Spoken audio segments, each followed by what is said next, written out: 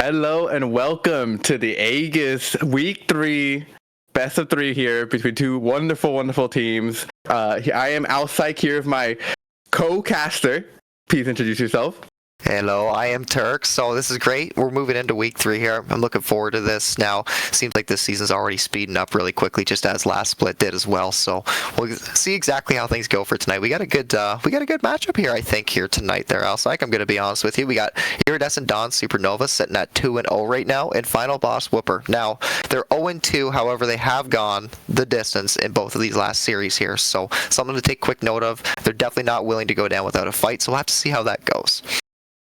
Absolutely. Right now you have, I think, final boss Wooper sitting at 0-2, right? Yep. And Iridescent Supernova sitting at 2-0. So this is a really big match here for final boss Wooper. They have up against a team who has a lot of momentum behind them, and if they can take this team down, it could be a really huge morale boost for the rest of the tournament. Yeah, there's no doubt about it at all, and this is a good week to be able to do it. Of course, you don't have a very long split in this in Aegis Executioners, but nevertheless, if you can get these wins when you need them, or when necessarily you don't exactly need them, that's really what you want. Because right now, if you can start to kind of pad those stats, that's a really nice way to get rolling into the season, I guess you could say. So yeah, definitely exciting, man. Definitely exciting, and of course, we're not going to have Crow tonight. It's a little sad that he's out and about. Not sure where he is, but hopefully he's doing A-okay. We'll have to know. I'm glad you're able to make it tonight. I'm looking forward to this. This should be a great series. Final boss Wooper here. We do have top side, all Gucci. Jungle, we got Cocoa Puffs, Ishan, Melly G, and reserved. A few subs, Vergia. Guys are in Coxie there. So 3 wonderful supports. Or fails, just filling out any role, huh? Yeah, gotta love it. Move on to the other team. As we move on to the other team, we have Fire. You gotta help me out here, man. I the new to me. Fire. There you go. Up in the top lane. Yeah. DDG Zerno in the jungle. Justify in the mid lane. ID Moz in the bot lane. Ruddy 310 as support, and no subs. I feel like this is unfair. This is scary. I mean, one man goes down, you have a wrist cramp or something like that. You could be in a lot of trouble. You know what that means, though? It means they rely on these players a lot. They know they trust them to be there every day and play their heart out. As I think we're going to move on to the draft right now. That's right. As we get ready to rock and roll here, doing a little bit of research here from both ends, it'll be interesting to see what happens. But of course, Jinx to me screams to be a lot of priority. She's risen a lot as of recent. We've noticed Jinx pretty much B1'd or banned in pretty much all these games throughout all the series that we've seen so far. So I wouldn't be surprised to see either that ban or first picked here. So lots of things to think about, of course.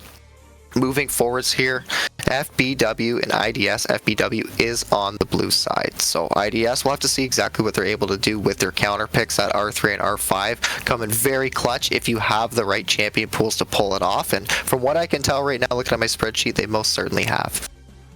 Yeah, I gotta say that aside from that, Jinx is right. Varus has been another champion that's been a lot of priority. So it really just ends up being on what kind of style of team comp you want to play, right? Jinx is more into that protect the AD carry, front to back team fights, while Varus, oftentimes, depending on what you want, you got the lethality build, you got the attack speed build. He's very varied. He offers a lot of poke. So I always like Varus right now in the meta because he just provides so much utility and different options. And you can just pivot your draft depending on what they pick in response. I completely agree. He has a lot to say. Yeah. And it feels like Varus has been like super proud, like B1 for like 4 years in a row. Because it seems like no matter what they do to this champion, he's almost always able to be blind picked here. And you can already see the Jinx is being taken off. So not too surprising from that. The Aurora is another ban. That one makes sense. Last week we did see that picked up a couple times for the side of FBW. So Xin Zhao being targeted there, early game high agency jungler, and the Kennen ban as well. Kennen I do, and I appreciate that. Looks like we're getting a double ban on the jungle here, Alsyke.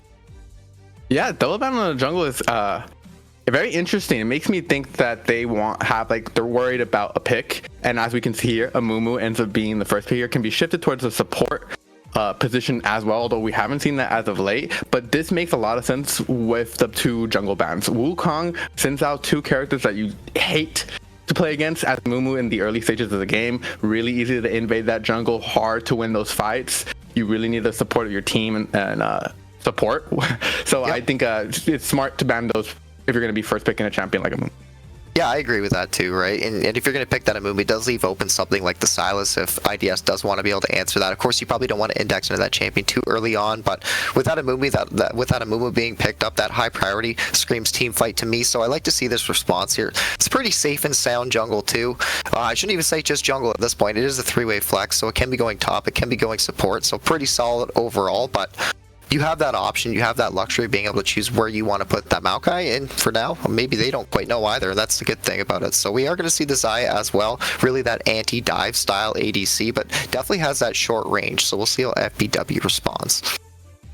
Yeah, Xayah being blinded here makes sense, right? Xayah is a little bit one of the better blinds considering she has Featherstorm. She can kind of stay relatively safe in most situations, especially with the pullback on the feathers. So Ashe will be the pickup here. Nice common counter into Xayah, a lot of range. Oftentimes it's really easy to kite her out, you know, just poke her down with those W's in lane. I'm very curious to see though what they do for the support, because I'm starting to think that they have the Maokai. I would honestly be afraid. Now you have Ashe and Moon. I'd be afraid of a Blitzcrank here. So I might even consider picking Blitzcrank preemptively. I know it's a little bit early in the draft, but I'd be really worried about it from the other end. Yeah, well, that's it right now, especially if you index into some sort of like enchanter style, which if I'm not mistaken, that's what FBW has piloted. It's been a lot of Melio and it's been a lot of Lulu, so then that's what we're going to see right here. So that R3 Blitzcrank, it slots in really well here actually right now. And of course, you have the option if you want to go for something like the Rakan with more of the team fight, but that pick potential with the Blitz is definitely there. So yeah, I know. Okay, right? That's exactly it. It's so easy to grab. I'd be scared if I was FBW. It's strong. And that Maokai too, there's a lot of times, I mean, usually in higher reloads like pro play, you'll see a lot of the times it'll be Jace paired with a Maokai, something like that where you can facilitate a lot of poke. Of course, with that Xayah being picked, I don't anticipate a poke comp coming through, but this R3 is very, very important for IDS, and they definitely have a lot of options here. Yeah, and they're really taking their time, not hovering anything. You know, oftentimes I feel like I see a lot of teams, you know, just start showing things, messing around with the enemy team, but it looks like Nautilus will actually end up being the pick here for IDS in response to the Amumu Lulu. I'm actually kind of want to scratch my head at this. I don't know, Turk, help me out here. What do you think the logic is behind the Nautilus? So the Nautilus is just going to be some more. It's going to be some more guaranteed CC. That's really what it's about. So being able to chain that Xayah route with that Nautilus is going to be nice. Now, of course, if you pick that Nautilus, the issue is early game. How well can that Ashe and Lulu abuse? And if they're able to, the first 3 waves, they can get that advantage with that level. And then if they can hold that off from level 3, maybe up to 5 or 6, then they'll be in a really good spot. If that Nautilus and that Xayah have the window to find 1 or 2 hooks, chunk them down, and they can start threatening the all-in, that's where things get really scary here. So early game, you won't see as much of an impact with that Nautilus, but when you pair it with something like that Maokai, that guaranteed CC with that Xayah too, things start to make some sense. But yeah, you got to wonder if that is the right pick here. I don't think it's bad by any means, but you do have to wonder. Nautilus is not that much of a tank either, so you're quite squishy, and going into this Amumu, you're going to have to face tank at some point, so it's almost a guaranteed ult. So just a couple things we're wondering as we do see the bans coming here through for phase 2. We're going to see that Silas and the LeBlanc taken away there, so IDS wants nothing to do with mid. FBW says pretty much the same thing as we see a Cassiopeia ban, just waiting on the last one from them now. Yeah, smart of them to ban that Silas. A lot of really good ultimates they have on their team, obviously. The one thing I'm worried most about now is that you're kind of getting pretty tanky here on the side of IDS.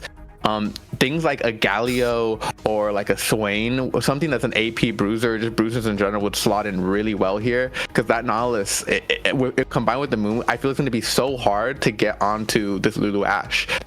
I feel IDS needs some sort of stronger flank engage, because currently FBW, I think all they really need to do is pick some nice front line, and they have a really nice well-done prompt. Like a Gwen, I think would be amazing here, you know, into IDS. It could very well be. We are going to see the R4. It's going to be the Viger coming through. And I don't think Justify has actually pulled this out yet in this split. So this will be a new pick for him here. I'm curious to see how he pilots it. I don't mind it too much right now. The Ashe and the Lulu don't have to go into. We'll have to see what FBW responds in their phase 2 here. This B4, B5 is pretty important, especially with that Viger being shown. You do have the chance to get some sort of a counter pick if that's what you're feeling up to. You can also just try to match and go for that scaling. So FBW, you have options for this phase 2. I am a little surprised to see something like the Viger come out, but again, that's just more CC, Alice, like just more CC. Just layer it all together, right? And then hope someone can't move, right? You really want to make someone have a fun day right now on the Rift. I'm buying Mercs, by the way. You buy Mercs? Yeah, I mean... I don't know about you. I'm buying Mercs this game. Even from Ash, I'm probably buying Mercs. We are going to get the Hui, though. Okay. That's an interesting lock-in, considering that mana 60. Ornn going to come in on the final pick as well. That's a little bit of that front line I was talking about. The Hui makes sense to me, right? Considering you want kind of some of that damage to burn through these higher health bars on this Nautilus and this Maokai, right? You're able to take with that Liandry's and Blackfire Torch. So I think these two combo make sense. I'm afraid about the blind here on the Ornn, but it's just going to be a Gnar. So not fun lane, but survivable. You can neutral that. That's right. Yeah, the Gnar eventually will get the upper hand into this Ornn matchup in that 1v1. It's just a matter of time unless Ornn gets a couple kills early. It's possible, but very unlikely, especially with that range advantage. So the R5 Gnar, that to me, once again, you can just see the team comp that's been drafted by IDS. Every single one of these members has at least one form of CC in their kits, if not two. So if they lock one member down, they can easily kill them. If you bounce over to the blue side now and you take a look at FBW's team comp, I like what they've drafted. The one thing I'm a little concerned about, though, honestly, outside, is I don't see a lot of damage on the side of them, and they got some beefy boys in IDS. So I mean, Ash is good at the early to mid game, right? But eventually you start to notice that damage just really fall off. It's more of a supportive AD carry, and you've got the Amumu, got some damage there definitely, but of course you're going to be building tank after that Liandry's more than likely, and then of course the Ornn, it's not really going to provide too much there. So FBW is lacking some damage. If they can get ahead early, I think they have a good window, but if they fall behind, I wonder how they get back in. Absolutely. The moment IDS, like some of these tankier characters get leads, it's going to be really, really tough to actually scrape back. You're going to need to rely on like some either really nice team fights or just pray that you don't fall behind in lane, I think. So you can actually have time to build up and get to some of these core second items that a lot of these champions on FBW really rely on. Yeah, I mean, overall, pretty solid comps, man. I'm not really too upset with either, though, to be honest with you. I think if both of these team comps are piloted well, there's a lot of windows to be able to find those leads and then really get ahead. And of course, when it comes down to it, you don't have the best siege on either of these teams, but they really function well around those neutral objectives. Yeah. Getting that vision set up ahead of time, looking for those picks, finding those angles, and actually capitalizing. I think that's where both of these teams can really end up popping off here. So neutral objectives, as far as I can tell right now with these drafts, are imperative. The sieging will come after. Absolutely. IDS right now, I think they have a wonderful, simple, easy train comp, and I'm very excited to see how well they can perform on it in this upcoming game. Yeah, you and me both. But before we get into there, we got to talk about something here, and it's going to be Zen Market. Have you heard it? If you haven't, now you have. Have you ever had a problem longing for that special Japanese item, but you can't find it locally? Well, we got a solution for you. Zen Market is your one-stop solution for buying products directly from Japan. They'll help you buy items from over 10,000 shops in Japan, as well as place bids on auctions on your behalf. They'll even consolidate all your items safely into one box and can ship internationally. They provide excellent customer service in 19 languages, which is why Zen Market is trusted by over 2 million users worldwide. You could be 2 million in one. Check the panel below the stream or click the link in the chat to try them out now. If you sign up with promo code Aegis, you'll get 1,000 yen off your first international shipping fee. And with that ad read, I am done. Alcyke, do you have anything else to add here? How are you feeling for this game one? I'm feeling really excited for this game one. I'd love to see some League of Legends. Hopefully these teams get bloody. And I gotta say, I gotta check out that Zen box because I want to be that 2 million in one. Yeah, we got it. I'll be on over to a break. I'll be 2 million too. See you soon. 着てみたいな。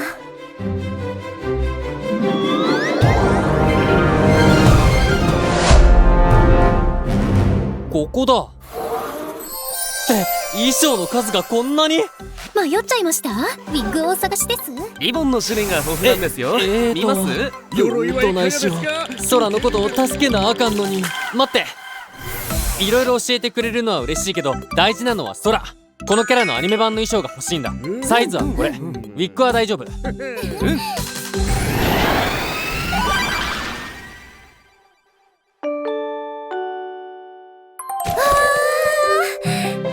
りがとう、ゼンマーケット。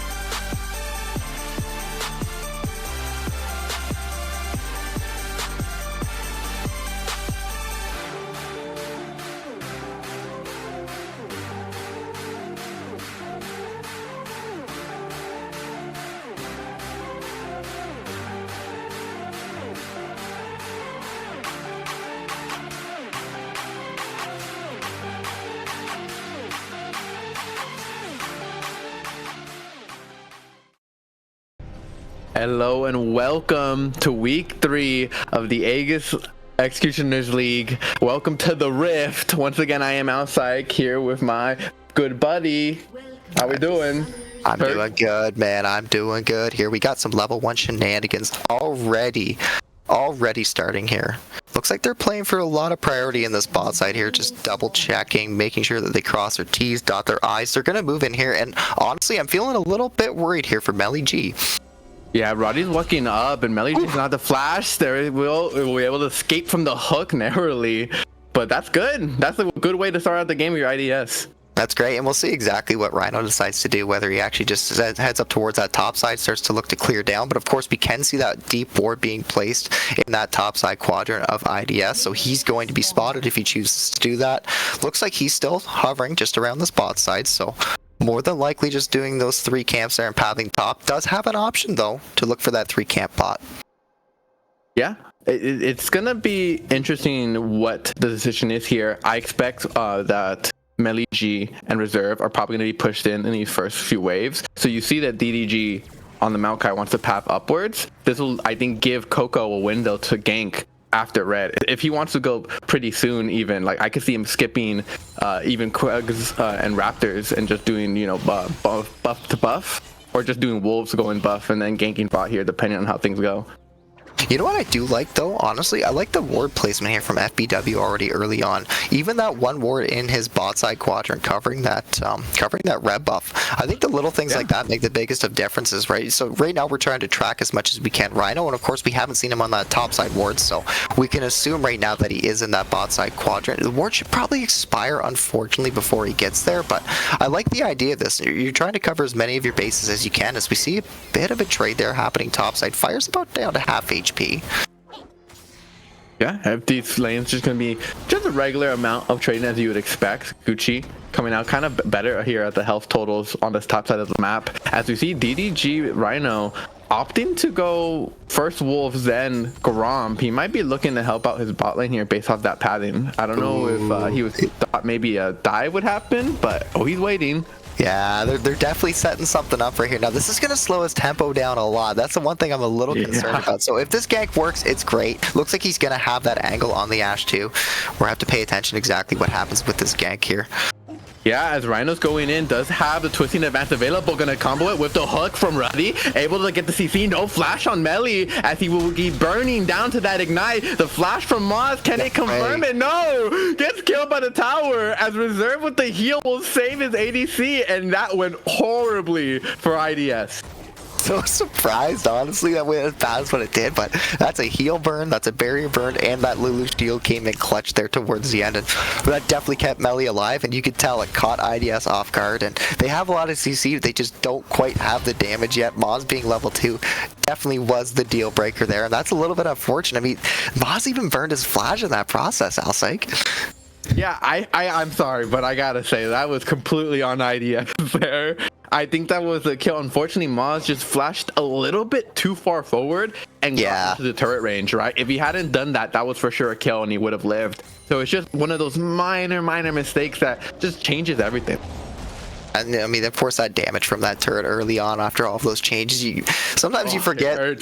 Sometimes you forget, sometimes you get a little overzealous, whatever it might be, but inevitably that first blood is going to be going down for the side of FBW, and they're more than happy to pick that up too. And of course, the real key thing to take away from that is Rhino is still very much delayed. So you can see that CS discrepancy already taking foot here. 16 CS right now for that Maokai, when we see that 28 for that Amumu. And of course, his second rotation of those jungle camps is now going to be up, so he can start on those. He also has the option to play for Scuttle Crab. He did take the bot side one, so double Scuttle right here is beyond impactful, and I actually think Rhino is spotted on a ward. I could be trolling. Okay, I'm trolling. But lots of things going for the favor of FBW. A lot of, I mean, yeah, I gotta say, even going back to Cocoa Puffs on this second rotation here, has the Faded Ashes available now, so he'll be able to clear even faster than before because of those extra dot ticks on these camps. So he's gonna be able to have first move down to the bot side, able to have prio for the dragon. I mean, FBW are really sitting pretty right now. They just have to wait around for these objectives, and Rhino's probably gonna have to find an angle somewhere on the other side of the map because bot lane's looking a little rough probably over these next couple minutes. Yeah, I'm wondering the same thing right now, and if I'm not mistaken, Rhino was spotted on that bot side ward here, so FBW's done a really good job of actually prepping up here and being able to scout the enemy team, especially that jungler, and recognizing where he is right now is definitely massive. Melly G could be in a bit of trouble though. Yeah, Rhino going forward, twisting advance, connecting yet again. I'm getting deja vu flashbacks, but this time IDS will confirm the kill. The Reserve has to flash away, and Rhino is able to win the race, beats Cocoa Buffs down here to the bot lane as Melly will go down. Did they not? I thought they saw him. I thought they saw Maokai in that ward. Am I trolling? Like, I swear they spotted him. I swear they spotted him. And then that still ended up happening. Yeah, that ended up happening. Maybe, you know what? It might have been Melly G. Maybe he felt confident. His flash is up right now, so maybe it's coming up. But I don't know. Something seems off about that. Definitely not what you'd like to see. Knowing they had vision. Right now, obviously, IDS are going to take the opportunity to get this Drake, and that's going to put them at a significant advantage. Especially considering Cocoa Puffs was in no way expecting this. Cocoa Puffs decided to go over the bush, has the smite available, who's gonna get it? It's secured by Rhino, as Moz now will not be getting that kill, but chasing down Melly G, looking to get more here. Sean is rotating downwards, not able to get the root on the pullback on the arrow, the feathers, as Ruddy now being chased down. Slow's gonna keep him within range, but he gets the hook return, as Melly might be in for some bad news, but no, the stun will keep them alive for now. With Sean narrowly getting away from the ultimate power from Justify, as everyone will be able to get away barely with just blinking health bars. It's looking really close. What a bunch of freaks, man. I love it. I was hoping Coco wouldn't go for that steal, but you knew that he saw the red in his eyes and he had to go for it. And it was close. It was 47 HP if I'm not mistaken. That's what it ended up being. But at the end of the day, IDS is going to pick that up. They're also going to get the kill. Or, yeah, just the kill off the back of that on Coco Puffs. Unfortunately, he does burn his flash in the pit, but I'm very surprised to see nobody else going down with that sequence there. And looks like everybody's just going to reset, lick their wounds, and get back out on the map. Meanwhile, once again, we get a little snapshot of what's going on in top lane. I feel like every time we look up here, like Gnar ends up having less health than this Ornn. Am I wrong here, or? I think you're pretty much right. Really good. Yeah. Yeah. You went Bramble first, right? So that's good building right there.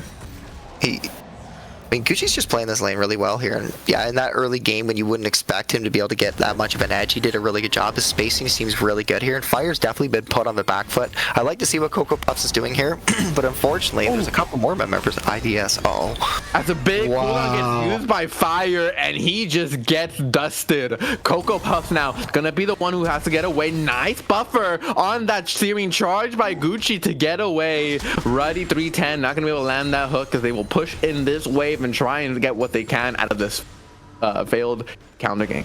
Fire Vice, I see what you're trying to do there, and it's so close. The Mega Gnar's running out, so you want to get the CC from that ultimate to come down, but you're just a little too early. You had backup there coming through with Rudy and with Rhino, and unfortunately, it was just a little too early. FBW, Coco Puffs, and Gucci, just a really good spot to be able to find that kill there, and that's exactly what they do. So now kills are 2 and 2. Game's been equalized, and at this point right now, 3 grubs going for the side of FBW, 1 dragon to IDS. Still fairly even here for sure.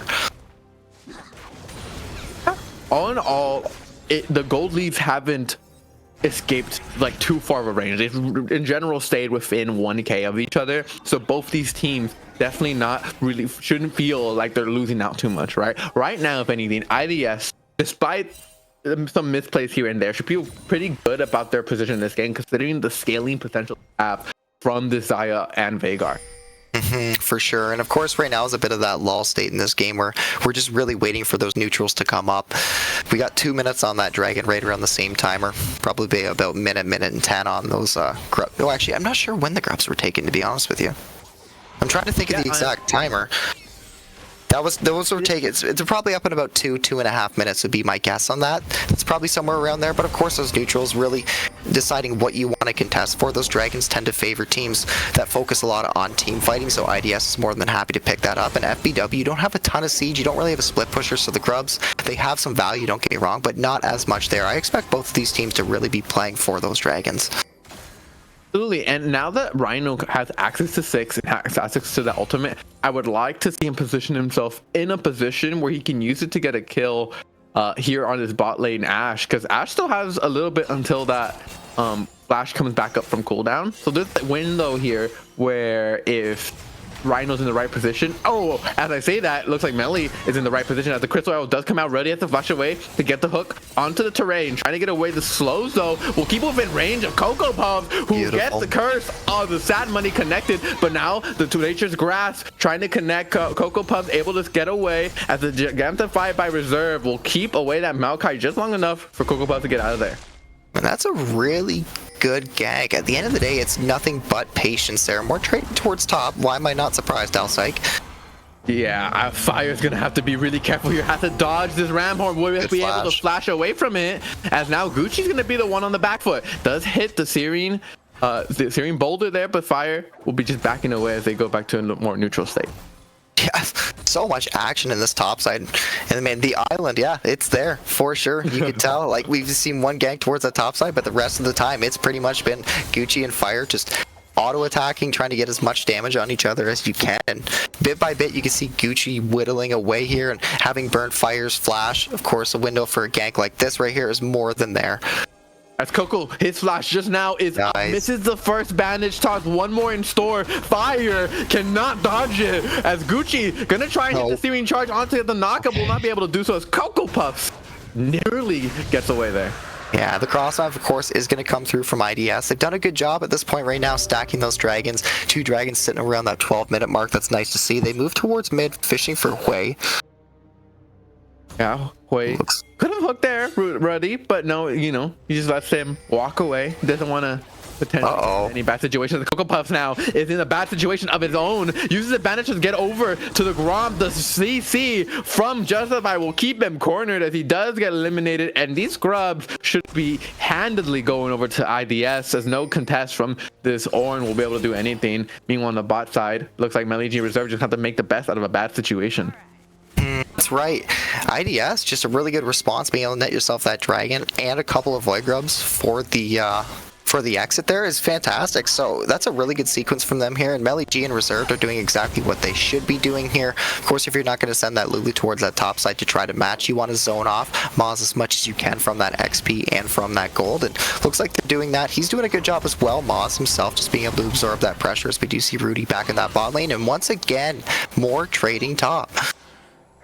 Gucci taking a wonderful trade, bringing down Fire to half health, and you know, he's really like 2 more rotations away from a kill. Fire just now is going to be using his Mega Gnar, going to be getting his Mega Form. So after this comes down, if Fire plays it bad, he could be at a lethal point on a there's map.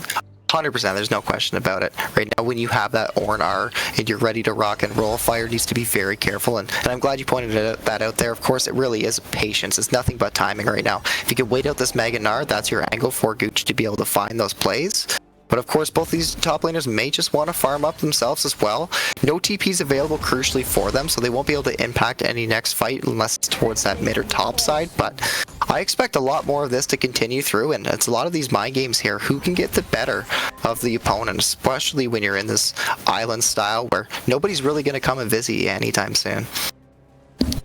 As we move on down here to this bot lane, we see Coco is sitting in this bush. Now no vision secured by that control ward, and they're just waiting on that perfect moment. Timing has been the word of the day here for this game, and everything has kind of been so close. Looks like Coco will not be able to find that timing. He will be recalling Drake up in 2 minutes and 30 seconds, and that's going to be the next priority objective for both. It's such a play around that. It's such a fast soul point right now. I was like, it's actually insane. The fact that soul point is up in 220 is pretty absurd, and Fire Vice is fishing. Gucci needs to back off. Mega will engage as Gucci able to dodge away from that boulder. Fired, not being able to push out further from there. Now we have Rhino heading on towards this bot side of the map. Ultimate available to him, to everyone on both sides, so a fight could be very explosive if it were to happen anytime soon. More trading top. Running down potentially. Fire looking to chase, hops over, able to dash the boomerang though. A lot of damage gonna come through from that breath. Wow. But no, the third tick will be enough to eliminate him. The Ornn not gonna get used. Curse of the Sad Mummy though will allow Cocoa Puffs to avenge his fallen teammate. As Melly and Reserve though, who's gonna avenge them in this scenario? As Rhino overstepping a little bit, getting chased down by Melly. A lot of damage coming through, but here's another wave. They got to be careful. They being used. They're deciding to go for it now. TP being used. Ruddy, all the CC onto the Lulu. I don't know if that's the best target, as Featherstorm being used to get away. Ishan confirms the kill on Ruddy. Now they're looking for more. Justify is here as well, has the ultimate available as Ishan gets blown up. It's a 1-for-1 in this trade as mid laner for support. But it looks like it will end with G getting away. Now Justify using that cage to keep him pushed back, but Cocoa Puffs is on the way. Are they looking again? They're looking to get more here. They gotta be so careful. Coco's just around here. No ult, of course, on that Amumu, but yeah, I think wisely so, IDS is just gonna choose to back away, and that's quite the sequence too, Alice. Like, lots of action. Absolutely. It was really nicely done there by IDS to think. I think it was a good attempt, but they would needed to be faster with it. There was definitely an angle, but took a really long time. They didn't really have the push necessary with the minions, and so it gave Ishan enough time to TP and confirm that kill. And that's right. Props to Ishan for TP in timely manner, right? Waited until the very exact moment they went in. 100%, 100%. Yeah, Rhino got chunked out a little bit earlier there, as you mentioned, right? We just didn't see that wave. It wasn't synced up with the dive. So of course, if you get chunked off, you back off. It buys about 5 to 10 seconds. Sean's currently waiting. Rudy, though. Look at that first hook. A bandage toss here will keep him locked in place instead. You have Orenhorn as well. That's a lot of CC from the team that wanted to build a CC comp. The Rhino's gonna have to flash away from that grasp, but no. Looks like it's gonna end with a kill for FBW, as I think oftentimes this is how it's going on. IDS starting a lot of these fights, but ends up losing a lot of them as well. That's right. I mean, at the end, you're probably going to get this tier 1 top. Of course, Fire's doing the damnedest that he can. He's proxying a bit of this wave, going to be able to clear it out here. And the Dragon is going to be traded, as unfortunately, we are going to get a pause. I'm wondering what's going on right now. I wonder if somebody needs a bathroom break or whatever it might be. But, okay, we saw some action there for sure. So that's a pretty good heads-up play, I think, at the end of the day for FBW to be able to collapse and make that happen with that Orange Gucci roaming down. IDS, crucially, is going to be able to answer with this cross map, so more than likely first brick is going to be going to them, as well as the Rift Heralds. So I like the response from IDS quite a bit. A little overzealous in mid lane, but at the very least, you can see their macro kicking in now. Yeah, IDS, by doing that play, seemed like, oh, it looks like Reserve who has an issue. But back to the game we're currently watching. IDS, like, yeah, I think it was they did good to bounce back from that kill in the mid lane, but it really cost them a lot. As you were mentioning earlier, it was a really fast soul point, and IDS were in a really good position on first move on the river. They would have a good position for the team fight, and they had a lot of nice items already on their champion. So I think it was a really good angle for them to get that soul point, if not win the team fight. But after losing that player, they lost any chance of that. So now that soul stacking they had going for them, it's going to be prevented by an extra 5 minutes. Yeah, and that's really the question, right? Like, what do you value more? Is it that first brick, or is it going to be that third dragon? And honestly, I tend to agree with what you're saying, especially with the team comp that you've drafted. If you're able to lock this in, get your soul point about 17 minutes in the game, that's scary. That's very scary. In about 23 minutes, just a little bit after that, you could say, as we do get back in, that's going to be the option for the soul. But crucially, FBW is going to be able to deny that right now. And again, IDS, I do like to see this cross map because they're going to basically 2-up them at the end of this day. But it's a good point that you brought up for sure. As we do have this pause, very common theme. It's been in the game for God knows how long now. And of course, we'll just have to wait this one out. But inevitably, we will get back into the action. I hope no jinxes, right? Hoping for the best. No jinxes? She was banned. Jinxes. Well, exactly. That's why I brought it. That's why I said it. You know, no jinxes banned. If Jinx wasn't banned, then I would have jinxed it. Yeah, that's right. That's exactly it. As we do get back into the game, that's great to see. Firevice is just going to push out this wave here, get his reset in here, and he's probably sitting on a bit of gold too, if I had to guess at the end of the day there. But Rift Herald's also going to be secured for the side of IDS. We'll see how they choose to use it. Of course, we got about 4.5 minutes before that next dragon is going to be up. Gucci needs to be careful. He said Gucci just gets blown up by Justify. Neither of us are expecting the amount of damage that was about to come out as he gets sent to the graveyard. Justify will not be able to get a huge push into this bot side of the map, and IDS are going to be able to get to overlord this mid lane as well. Yeah, honestly, I kind of look, and I'm like, wow, that Ornn took a lot of damage, but then I looked at his items, and I'm like, oh, that makes sense. That's the first MR item now being purchased, and of course, that's only the component there. So the Bramble and the Dead Man's Plate, definitely not going to keep you alive into that Fire. You want to make sure that the way's constantly matching Justify, and if not, I think you're going to see a lot of that over and over and over again, and that's really unfortunate here. We are going to see the TP, though. TP onto this mid turret as the Rift Herald will get the charge in. Orenhorn is called, connects onto Rhino, but he's gonna be able to survive for just long enough to apply CC to Coco as he nice a giant Gigantify onto the Ornn will knock 3 members up, and Sean now has to do a lot of damage for the team. No ADC available. Wow. It's not enough. Maz able to go forward and kill him as well. Now they're turning on to Gucci, running under the turret, low health though, and I think he's gonna have to back away. Overall, it's a one team fight for IDS as they get this mid turret and swing the goal lead in their favor. IDS clean house with that fight, and I was wondering how it was going to go off to start with FBW. We saw the TP from Gucci. The Orenhorn comes down right away, trying to force Justify.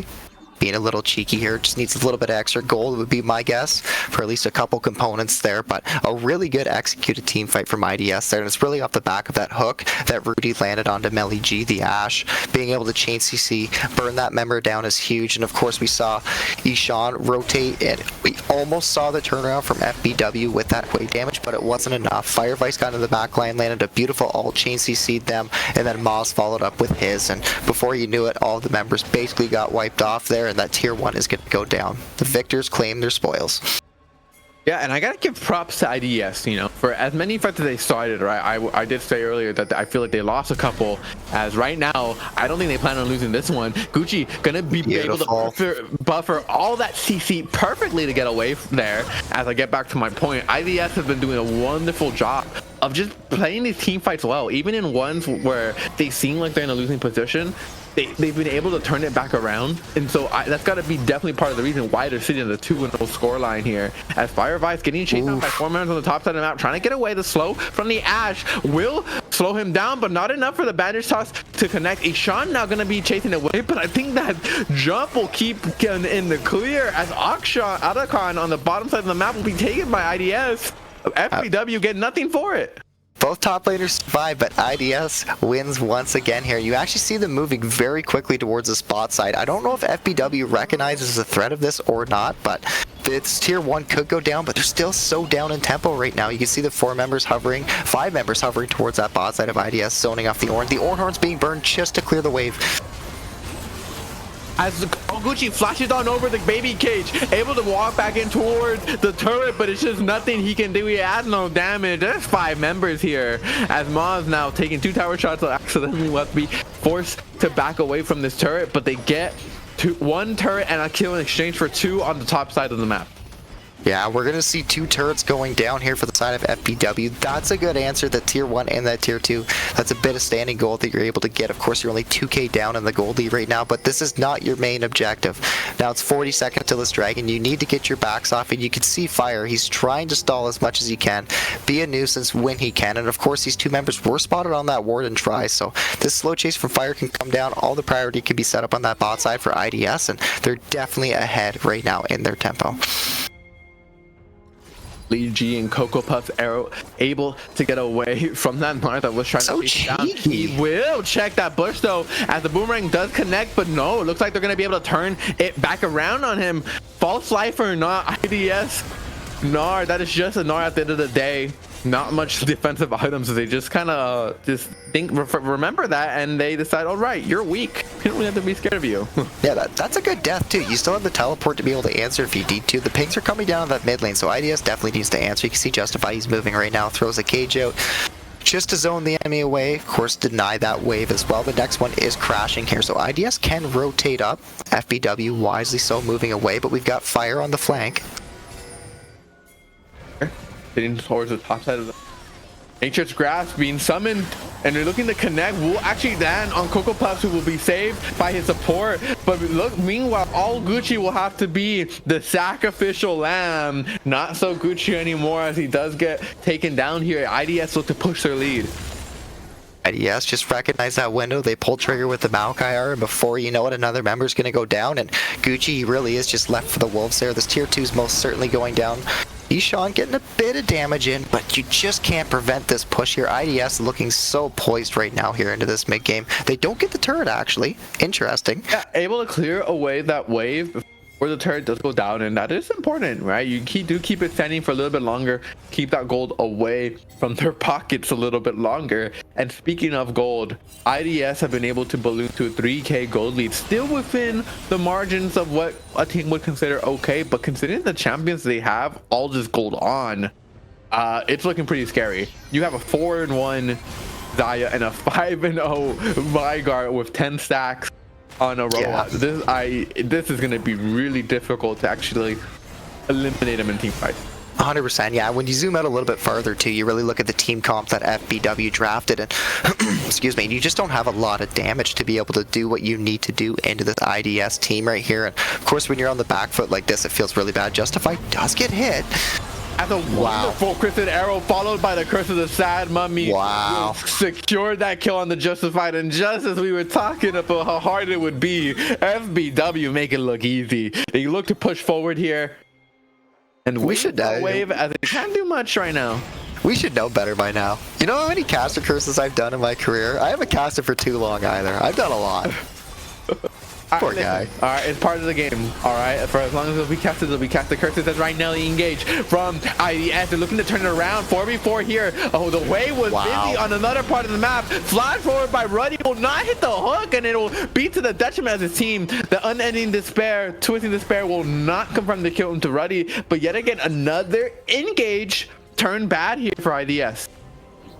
Fishing and fishing and fishing, and at the end of the day, the blinking health bars is what, just one member going down there, just Justify.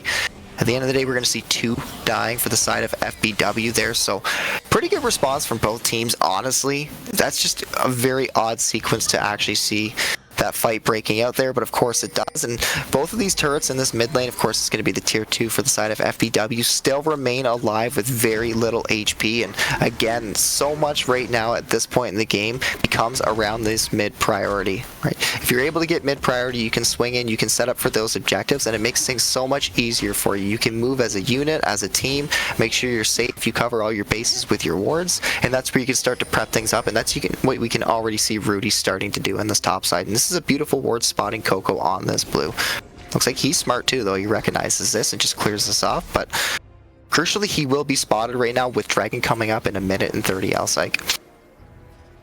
Yeah, IDS putting a lot of the resources towards this bottom of the map, and I would like to see him get a lot more vision towards this top river. Actually, they have definitely the lead. I think with the Baron being alongside the top side, it's just their pushing into the jungle of FBW and just kind of remove that. If they move a little bit too far away or they don't react quickly enough, force them to fight you or even maybe burn. They've got a lot. The funny thing is right now, IDS is when you take all these dragons as early as what you do is Moz is just working on clearing out this wave. Does a good job here. A fish here from Rudy. Rudy getting a great dredge line to connect on the 3-member. Oh, no way. Cocoa Puffs using the curse of the sad mummy, and he will be sad as he perishes going down to the ground. Flash forward, but Moz does get the root onto Gucci, and he does get followed up with the hook. Rhino able to push forward. Double kill for Justify will win them this fight as they turn to take the Baron. They're going to start this Baron up. Ishan does have that teleport. Gucci's up in 35 with his TP available too, and these health bars are pretty low right now. IDS definitely has the damage, but you wonder how FBW plans are responding as we do see the blue coming. Ishan is getting his reset expected TP. IDS are burning down this Baron.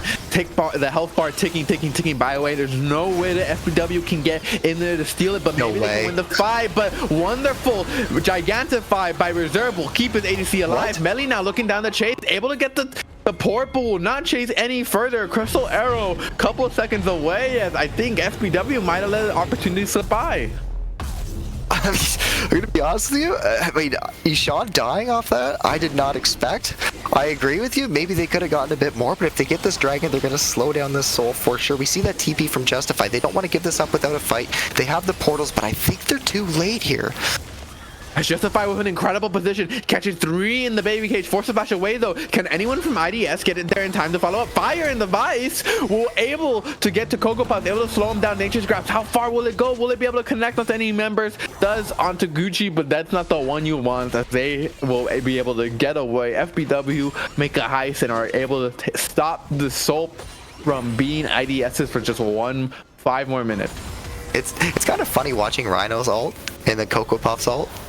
Or not Cocoa Puff, excuse me, Gucci's ult, and you just see how far they are away from each other as they're looking to either disengage or re-engage, and just really highlighting the power of both of those two champions, why they've been staples of League for as long as what they have here, and you can kind of recognize that right away, and I just find little things like that funny, and Justify's done such a good job here on this Vigar pick. This was an R4 pick too. Of course, it means in that instance right there, they ended up sacking that mid lane, blinded it, and the response was the way. And the way, I mean, Ishan's done well. It's not like he hasn't. He's farming quite good too. He's actually up 4 CS.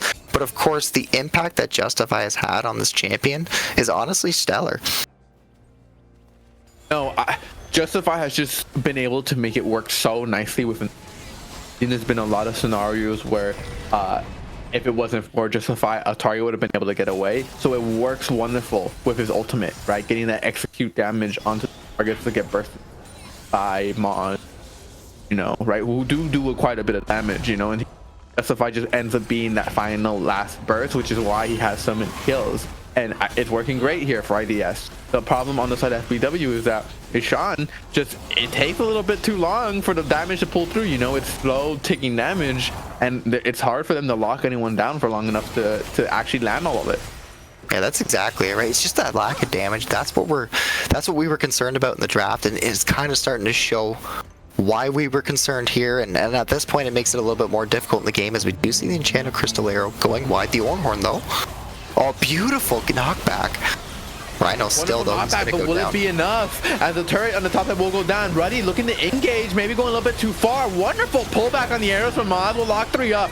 Ultimate from Justify will take one on the exit. It's a current 1-for-1, but they will get the Orn as well. But Ash is going crazy with a triple kill. Wow. A quadra kill on this Ash. Meanwhile, on the top of the map, though, Firebice is just destroying these turrets. Will he be able to make it away? Looks like Belly looking for the Penta, trying to chase it down. Can he hit the arrow? Flashes away. Oh, that's not fun, Fire, as he is able to escape, getting that top turret in exchange for his entire team. Holy, so much happened so quickly. I thought Rhino was going to die like 10 seconds prior. I even called it in the middle of that fight there. So the fact that he lives for as long as he does surprise me, but the fact that 4 members also go down for the side of IDS, that also surprises me here. And FBW does a really good job being able to respond. Firevice does what he can given the circumstances. Getting that inhibitor is great. Getting that second Nexus turret is also huge too, which just ended up going down, if I'm not mistaken. I don't think he had it before, so I think the minions locked that one for him. But at least IDS is able to get a little bit of something, but definitely an overextension. You can see a bit of the crack starting to show here. You still got that gold lead, you've still got that Dragon Wing con, but we can't have too many of those falters. You are now sitting in a precarious situation as this gold lead standing still within like a nice 6k, right? It's not ballooned to 10k, right? But it's getting present now. Luckily, that quadra will funnel a lot of gold into Melly, who really needs it. Also now does have that mortal reminder to kind of reduce some of the from the members of IDS, particularly on this Maokai. That's the main person you cut down on some of that. They really gotta just play for Melly. FBW, if they want to fit. They gotta be able to find a pick here before a fight or in a fight, eliminate them as soon as possible, and then pray for the best afterward. I'm scared right now. Looks like Ishan should be able to get this reset in here. So he's going to push this top wave right now, and that's nice. You need to be able to get that wave pushed out because, of course, those supers are inevitably going to come back into your base. So that allows Ishan to be able to get his reset. He's going to burn his TP. So much mid-prio is being established here by FBW. They need to get this wave pushed in. They need to walk as a team towards this dragon, but their timer is still not up for 25 seconds. Pay attention to Fire in this top lane right now as he pushes this next wave here. Does he move? He has a TP. Does he look for the end? The cage, though. The full stun by Justify catches 2, and that might just be the fight. He's struggling to stay alive, but the team is dying on the back, and he did his duty. Justify, as now it's all onto Maz. Can you hit the shots? Oh, you just gotta click on them, Maz. Triple kill here. Likely a quadra. They are just chasing down. Gucci is standing still. It is over. IDS will just barrel down the spot side of the map as it's a quadra for ID Mods. Quadra for both of these ADCs, but IDS is going to be the one to win as just a wonderful fight and catch by Justify. Yeah, from over the wall, Justify lands a baby cage onto 3 members, chunks 2, if not all 3 of them in the process there, and you know the fight's done and dusted right there. We saw the TPs come through to try to match, but unfortunately it's just too late. Fire being able to clean up a little bit on the back line there too. An excellent game here coming through from the side of IDS, as we do see... It seemed like a bit of a bug there, if I'm not mistaken. I don't know. I didn't see any HP on that Nexus.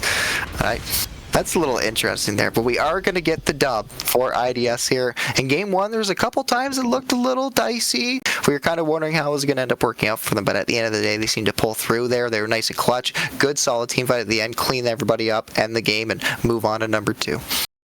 Yeah, IDS. What can you say, right? Except thank God you have Justify, right? That fight could have gone either way, realistically. But it just ends in a split second, and you don't even get the opportunity. That's like the worst moment, where you don't even get the opportunity to take the fight. You know, you don't even get to see. It's just you get caught out, and then boom, it's over. It's like, oh, that's right. That really sucks. Especially the timer's against you too. Inevitably, that top wave with those super minions is going to push into your base. So you need to find that window for that fight. The only issue is if you get engaged on before you have an option to be able to look for that window, then of course you're going to be in a lot of trouble, and that's exactly what we saw there. And that's just a really good decision there. A lot of it came from the vision prep ahead of time to be able to find that angle, but sitting in the right spot, being able to land that cage on all three of those members sets that fight up to be pretty much a wipe. Done and dusted. Game 1, IDS. Pull it off. Great to see. As we mentioned, a couple cracks we saw. That quadra kill going over to that Ashe on Melee G was something that you probably minimize. Of course, Fire did a good job himself, being able to split push there, take that inhibitor, get one of those turrets. So no matter what, it seemed like IDS was always getting something on the map. But I think you can start to see why right now they are 2-0 and they're looking as strong as what they are, because that Game 1 has showed a lot of potential here. And for Game 2, if they can clean up a couple of those little things, they could be a really formidable team, and arguably they already are. Yeah, I'm very curious to see what the adjustments are going to be from FBW going into the second. Plus, I think in some part they lost out on the draft there. So going into this next game, maybe I want to see them more aggressive in the bot lane.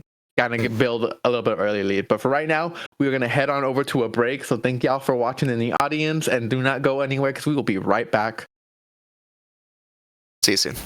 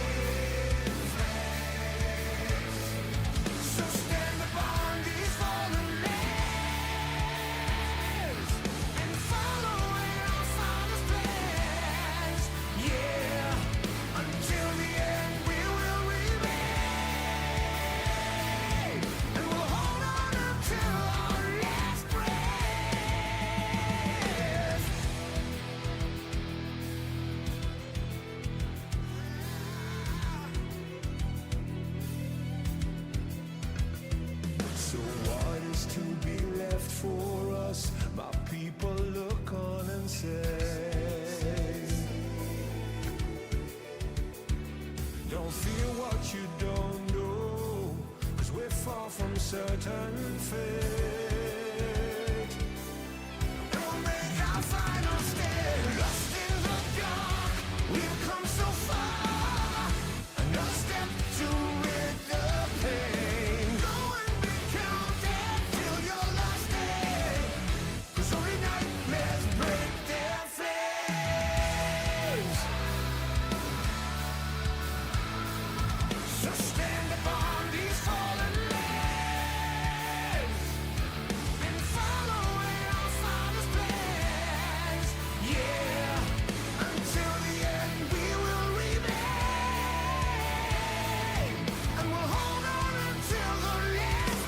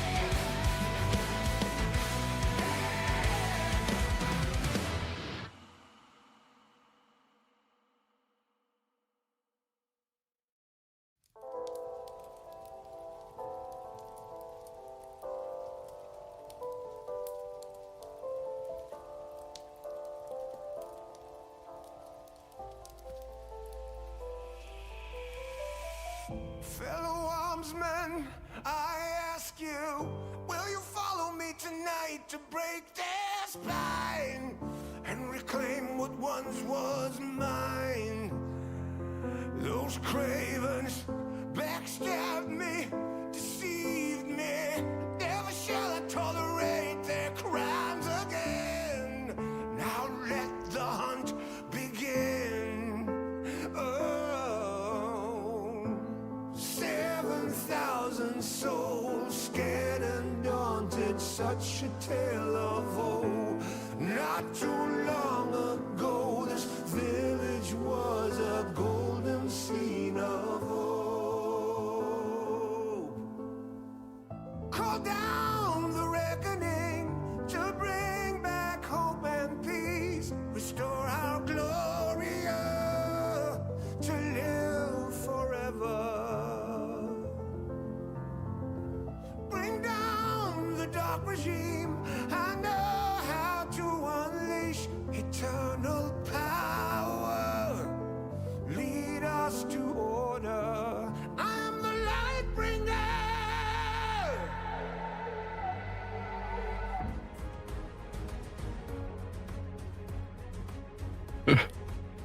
Ready to go. How are you feeling? Sorry, I couldn't. I just felt like doing something. I don't know what to do. No, I'm perfectly fine. I feel good. I'm ready for the next draft. You know, game 2 of this best of 3 series. Obviously, IDS are up 1-0, so sitting here at match point and looking scared for FBW after the last game. You know, I gotta say, Justify really put on a star show there on the Vigar, so I'm curious if there's gonna be any ban directed towards him in that mid.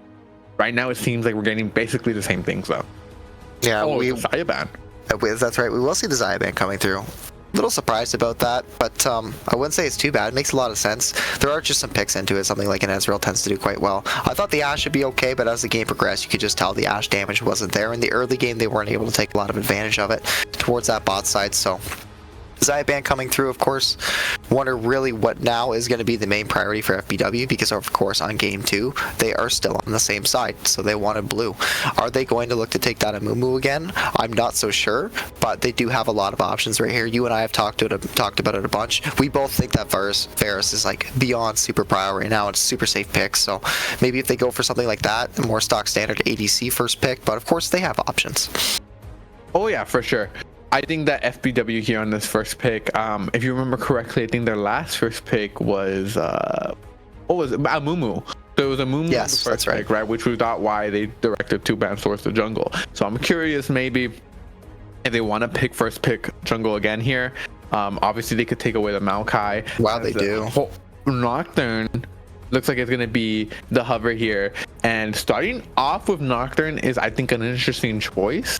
I feel like Okay. Nocturne's one of those champions who I think is better on B2, B3. You know, blinding it, I feel, gives a lot of insight onto what kind of draft you want to play. Yeah, for sure. And I mean, the clues, it was all even before then too, and the bans. When you see that Xayah ban, I was wondering why are you banning the Xayah? But now it makes sense with that Nocturne dive, of course. So now it makes a bit more sense. Xayah tends to do really well into that counter dive. So you wonder if something like the Orianna is going to be paired with it. You can expect an ADC on B2, B3. I think it's pretty safe to say no matter what, but we are going to get to see that Wukong there. This is something that was banned in game 1, so now Rhino is going to be able to pilot this, and he's done a really good job on this champion so far, so not too surprised to see them pick it up as early as what they do. Yeah, I think the Wukong offers a lot of utility and flexibility, really. He does nice disengage, he's good at engage, he's a nice brawler, does a lot of damage that I think people don't generally expect. So in general, I like him as a blind on a first pick here. It looks like Ezreal's going to be another option, and it makes sense, you know. They took away the Xayah. It's like, okay, fine, we'll play the other character who has good, you know, survivability, which is obviously Ezreal. Yeah, for sure. And that's Maz and Rhino getting like 100% comfort picks for themselves here. And in game 2, this is exactly what you want to be able to see from them here. Of course, that Wukong was denied earlier on. We are going to get, this is beyond heavy dive at this point right now. You can just tell already how they're indexing. And a B3 Ornn, I don't know if I like that as much. We are going to see the Swain coming through there, so that Swain can be flexed to top, it can be flexed to mid, small chance it goes support, but expected to go one of those solo lanes. But yeah, like, you look at the dive that these guys have drafted so far with a Nocturne, a Galio, and an Ornn to be able to support that. Yeah, I gotta say, like, FBW going, just slamming it really hard, placing a lot of priority, I guess, onto the bot side picks, thinking that maybe that'll round out the comp. They could very easily, like, even go for a mage here. Now, I don't know how they're going to be able to play this comp out without a marksman, so I feel like they're kind of restricted in terms of what they get from their bot lane combo. But I'm expecting an ADC, a scaling ADC, and an enchanter here from FBW, so I'm sure IDS expect that as well. So honestly, I'd like to see like a bot lane from IDS that can like smash them hard. I'm thinking like Draven Pike or something like that, you know, something that's just like, you know what, their bot lane needs to get ahead, so we'll just like destroy them. Like, let's just play something that makes their lane horrible. Funny enough, Meli-G does play Vayne, so I know that Vayne's done really well into Ezreal in the past, so something like that could be an option. Reserve tends to play, from what I've noticed, mostly enchanters, and maybe a more engaged style support would pair better with your team comp, but if you're going to index into that supportive role, then yeah, if you're able to pick up that, Lulu's still on the board as far as it is for sure. So you could do something like a Vayne Lulu on B4, B5 if that's what you're feeling. But of course, the option for Kai'Sa is also there. Kai'Sa tends to do pretty well into Ezreal, and with a dive comp too, that facilitated that much more. So plenty of options for both sides. As you see these phase 2 bans beginning to round out, a lot of ADC targeting there from the side of IDS with that Twitch in that Varus, and of course FBW looking for that Bard ban. Makes sense to me, honestly. I like the Twitch and the Varus ban. I'm assuming the Twitch is more of a targeted ban, in particular for Melee. Must be a champion that Melee plays, kind of has like a pocket pit. So I'm imagining that's the impetus for that ban. The Varus is just a generally good ban, right? Wonderful champion that has a lot of range, utility. We'll be able to quickly follow up with those piercing arrows on any engaged target. So I like that. I'm just curious now what the option is for FBW. I decide to pick the Mord into the Ornn. Wow, I love that. Okay, we're gonna get the more, and this is kind of what we were wondering earlier. Like, if you have that much of a priority on Ornn, I can understand, but the only issue is Ornn can get counterpicked so easily, and if you're not going to focus at least, well, not even at least, if you're not going to focus both of those bans towards Ornn counters, something that of course IDS does play, then inevitably something like this is going to happen here, and you wonder how they're going to do. We do see the Vayne hover. I'm not sure if that's locked in yet, but that is at least a hover right now, so hopefully we'll see that come through. I think it's really solid into this matchup, but yeah, that Mordekaiser into that Ornn, that's going to be hell for him. I mean, it's going to be such a difficult matchup for that Ornn. Of course, your job is to not be in that solo lane. You want to group up as much as you can, force the fights when you can. You have really good engage right now from that Nocturne, from that Ornn, or from that Gallia, so having those three members sync up is huge, and it looks like that Vayne will be here, and we're really just wondering what that last pick is going to be, and I'm not too surprised at all here, Alice. Like, we are going to see that Lulu. So the R5, what is it right now? Is that a Swain support? Is that a Swain mid? I think you got to take that Swain mid. Like, it's just like a free lane at this point. I feel like, you know, it's gonna give Swain. I feel like I'm getting flashback to the Vigar, right? We've seen what Justify can do on these scaling champions. We've seen like he can survive in the lane. Okay. So I think just like putting him mid.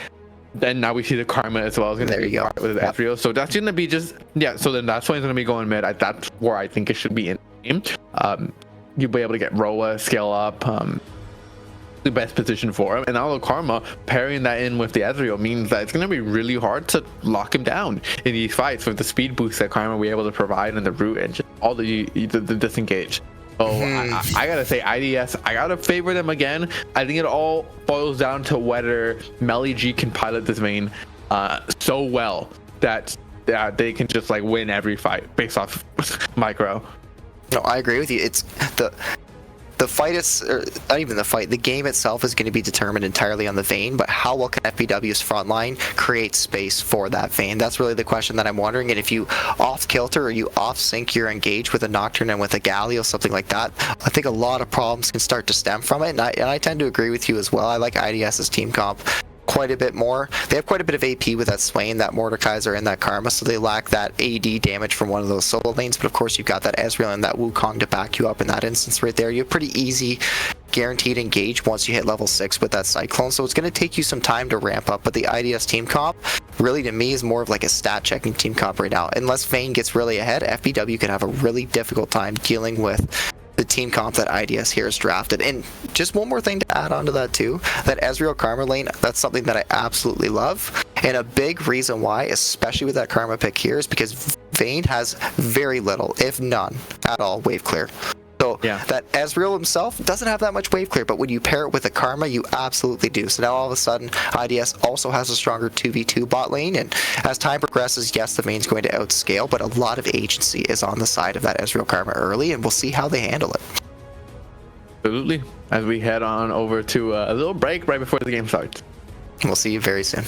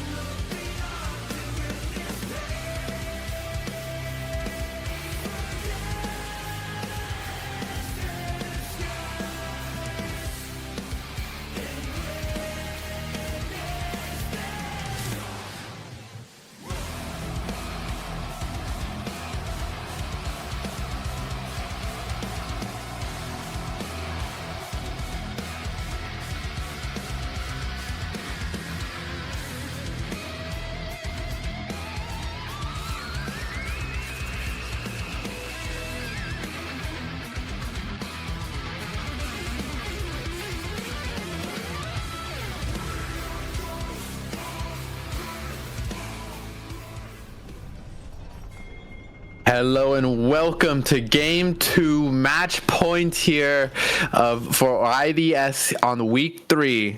FBW are going to be fighting from a disadvantage as they're looking to get back into this game and not get knocked out. Let's look what's happening is I feel like I'm getting deja vu. IDS are once again 5 seconds towards the bottom side of the map here. You stole my deja vu line because I was going to say that. 100% though. And it looks like we're going to see FPW. They're more than prepped up for it this time. And no sweepers being started here. So IDS does not know for sure if they're spotted on vision or not, but they absolutely are. And this is pretty much exactly what we saw in game 1. Pretty much identical. The only difference being that ward that is going to get pinged out there, a secondary ward being pinged out there. I'm wondering if they're worried if that's in range of the turret. I'm a little concerned myself as well, but Cocoa Puff's just going to place that ward top side. The same ward going bot side as well there too that you can see from FBW. So nothing out of the ordinary, I suppose, for these two teams. Yeah, Moz here for IDS being very aggressive, throwing over the Q. I feel like staying past what is necessary. I gotta say, it's good for FBW to not have Melee G start off without a flash, because that resulted in a kill for that did happen. for IDS. Right. Yeah, so, I actually forgot about that somehow. Ready, and Moz just taking some nice trade from this bush. Fire Vice, meanwhile, up on the top of the map, is going to be chasing down Gucci with this passive activated. Ooh. And Gucci, this is not a fight you definitely want to take. Able to dodge the slam of that hammer, though, but Fire getting very low, and all in all, Gucci nicely done to not lose out on that trade, and really kind of ending even there. Yeah, the minions really coming in clutch. They're doing a lot of damage to Fire as he moved up past his minion line, trying to get as much damage as he could. And if he hit that Q, that trade would have been heavily in his favor, of course. But nevertheless, not going to be the case here, as we do see Justify getting a good chunk of damage here on Ishan. This might be a decent time to talk very quickly about some of the summoner spells that we're seeing here. No TP on the side of Justify with that Swain. Something to take note of. Instead, he elects to go for that Ghost, and actually being replaced here by Moz. So Moz running the TP himself here, something that you might see quite a bit on that Ezreal. You can see it as well on something like a Varus, but something to take quick note of is you do see more fights top. All Gucci can try and chase on Fire Vice, forced to use the Ghost to get away, but Gucci will have the flash available. First blood for FBW as they get one step closer towards the feat of warfare. Okay, all Gucci back at it again. The Ornn, he doesn't care. Just blind pick it, he says. You can pick anything into it. I'm going to chunk you out level 1, then I'm going to get that kill, and that's what he does there. Ishan fishing. Taking a good trade there. It is at the cost of all his mana, though. Justify trying to get some trade back. And all in all, ended pretty even here. Justify going to be ahead in this lane from here on out, I think, because of that mana discrepancy. Moz on the bot side still keeping in that push, and looking at junglers. Nocturne finishing up his clear, going to be nearby, but Vision in that tri-bush, I mean, it's going to be really hard to gank Moz and Ruddy and actually, get a kill and lock them down. Yeah, both these junglers really do just want to do back-to-back full clears, try to get that 6 as quickly as they can, hopefully around that 5-minute 30 timer, maybe 6 minutes. And if they're able to get that, then they're going to be in a good position. Of course, see, Rhino has snuck into this tri-bush right now. Shouldn't be spotted either. I'm not sure if the dive threat's really there, though, else. Like, I don't see it. Yeah, this wave is already pretty damaged, and it's not that large. Looks like it's Rhino's gonna make the best decision at his disposal. He's gonna recall and head back to keep on clearing these waves. Wow, Cocoa Puffs was gonna take the scuttle on the top side of the map and maybe look to help push in the top side wave for his top laner so he can get a nice recall. Fire and Vice was already able to use his Q to get back up here, get a nice boost advantage, but no, Gucci doesn't even need his help, as Cocoa Puffs is just in the vicinity and able to walk on away. Yeah, both these junglers just hovering their respective side lanes here, as we do see Justify and Ishan once again, over and over. Great just a Conqueror proc. The Conqueror proc is really starting to show actually quite a bit here. Ishan, when you have that Aftershock up, it's great because you can win those trades, but those extended trades obviously are not in your favor. So that's inevitably the issue that you start to run into with this Galio into the Swain. And the Swain pick is something I actually haven't seen piloted into the Galio yet, but so far it's working really well. Yeah, I gotta say, I think that this matchup, I gotta talk about top lane for a second. As Fire Advice, it has the passive active and is chasing down Gucci. Gucci looking, though, not scared at all, not threatened whatsoever, looking to just stand in his face and deal damage right back. Justify now being caught by that hand, that mystic hand, will be able to root him backwards as it does take some damage. In this matchup, I gotta say that this is why I wanted to mid, because it's a good matchup for Swain. He's able to quickly and easily build up his Conqueror stacks up against his Galley, who is melee range, and even when he gets engaged on, you know, he just has to place a W underneath him, and he's gonna get a guaranteed slow. He can maneuver that way as well. So all in all, I think Justify has a really just nice depth of range with picks. You know, Vigar and Swain aren't things that are played by every mid laner, so nice to see Justify play more interesting champions. Definitely a deeper champion pool that you could start to see here from Justify, and previous to this, he's playing like Cassiopeia quite a bit. Ari, he was playing Echo and Syndra, so he's definitely got that. He's definitely got that deep champ pool, and yeah, I'm glad you highlighted there. You can really see the Swain starting to take effect, and truthfully, that Swain's just gonna be a huge stat checker. Who kills him besides Melly G? I'm not so sure. Maybe Cocoa Puffs has a window or two, but inevitably the Swain is gonna become a huge problem, and once that happens, how does FBW deal with it? And that much I don't know. As you can see, IDS look to secure themselves as first dragon. We do see Ishan moving, but crucially the timing just isn't there. Yeah, Ishan is not going to be able to do anything by himself there. Cocoa Puffs was late on his clear and late to the dragon. He's now going to have to try and find the trade on the grubs, but it looks like he's going to be late to that as well, while Rhino is going to take the opportunity to head into this boss of the map, as a dive might be prepared sometime soon here. He's gonna opt into taking that scuttle. Meanwhile, Maz and Ruddy are just making this bot lane hell for Melee and Reserve. They just cannot walk up. Yeah, that CS lead's really starting to show face at this point right now, sitting at close to 60 CS for Maz. We got 35 here on Melly G, and that really is the threat of that Ezreal Karma duo lane.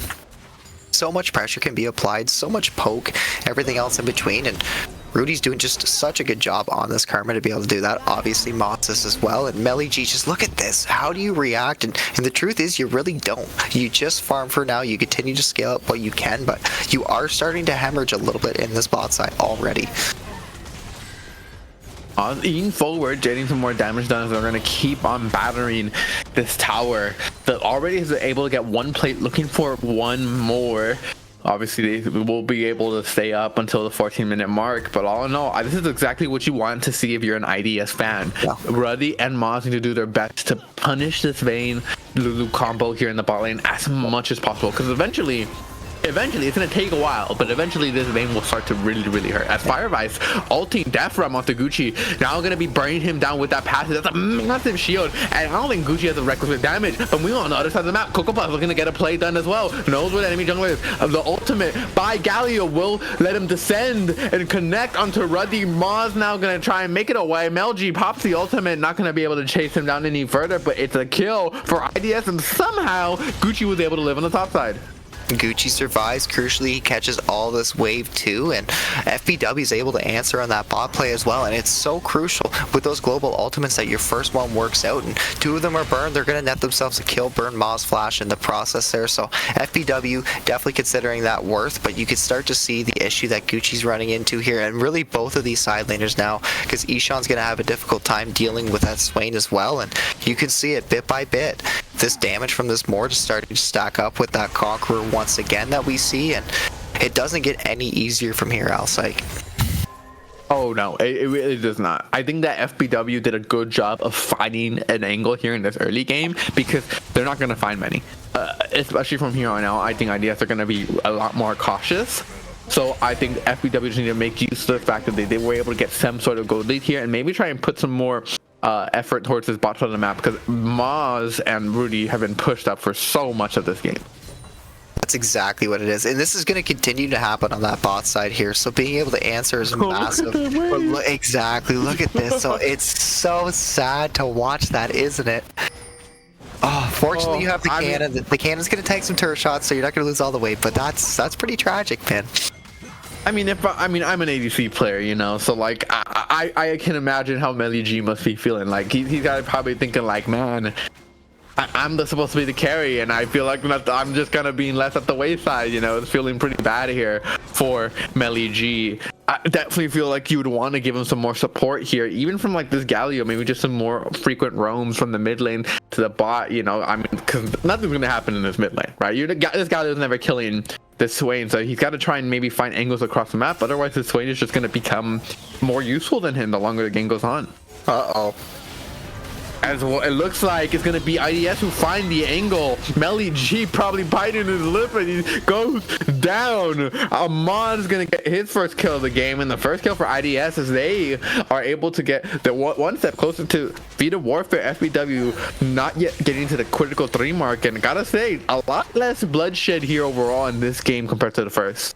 Yeah, closing in on 11 minutes with only 3 kills is not very indicative of what we've actually seen on the map. There's been lots of trading. This has not been a slow-paced game by any means at all. As once again, you can see Fire and Gucci just continuing to trade, and this Mordekaiser's definitely starting to put a lot of havoc on the side of Gucci with this Ornn, and maybe now is really the time to highlight once again what FBW's team comp wants to do, and that really is just group and force those fights. When you have those ultimates up, make sure that Melly G's able to get continued sustained damage, and once you get that, that's where things can really start to connect for you. But if you're unable to get that, IDS is most certainly going to start to roll you over, and a lot of these leads are starting to be accrued in the spot side here from IDS, and they've done a pretty good job of that. If Melly G didn't get that first kill, or that second kill I suppose for FBW, things could have been a lot more dire for them. Yeah, FBW definitely were able to find a wonderful angle to kind of keep themselves in the game from falling too far behind. But I gotta say, a wonderful movement on the map here from IDS as Ashan and Justify take a wonderful trade. Take a little bit of a good trade, but IDS doing really well, shifting Fire Vice down towards the bottom side of the map while shifting their bot side towards the top to ensure that those grubs go over to their side. Wow. Wonderful gameplay all around as Cocoa Puffs paranoia is a choice there, as this get used onto Fire and he just, you know, walks away underneath his turret.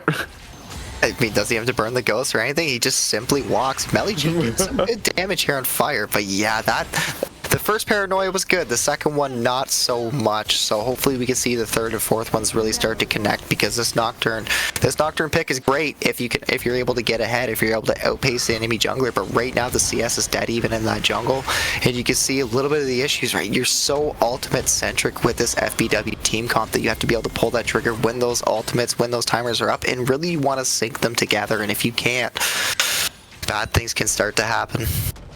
Oh, and Mod, it's just the movements are amazing here. As right now, Fire Vice is going to take this opportunity to recall. He's going to head on over to the top side as a push will be had. But Ornn, but Mule on the bottom side of the map, Moz TP's down to make use of the minions so that they don't lose out here on the bot side. So all in all, a little bit slow, right? Ideally you want Fire to get there before the wave crashed, but really well done just in general, right? The coordination here from IDS in the second game has been significantly improved over the first.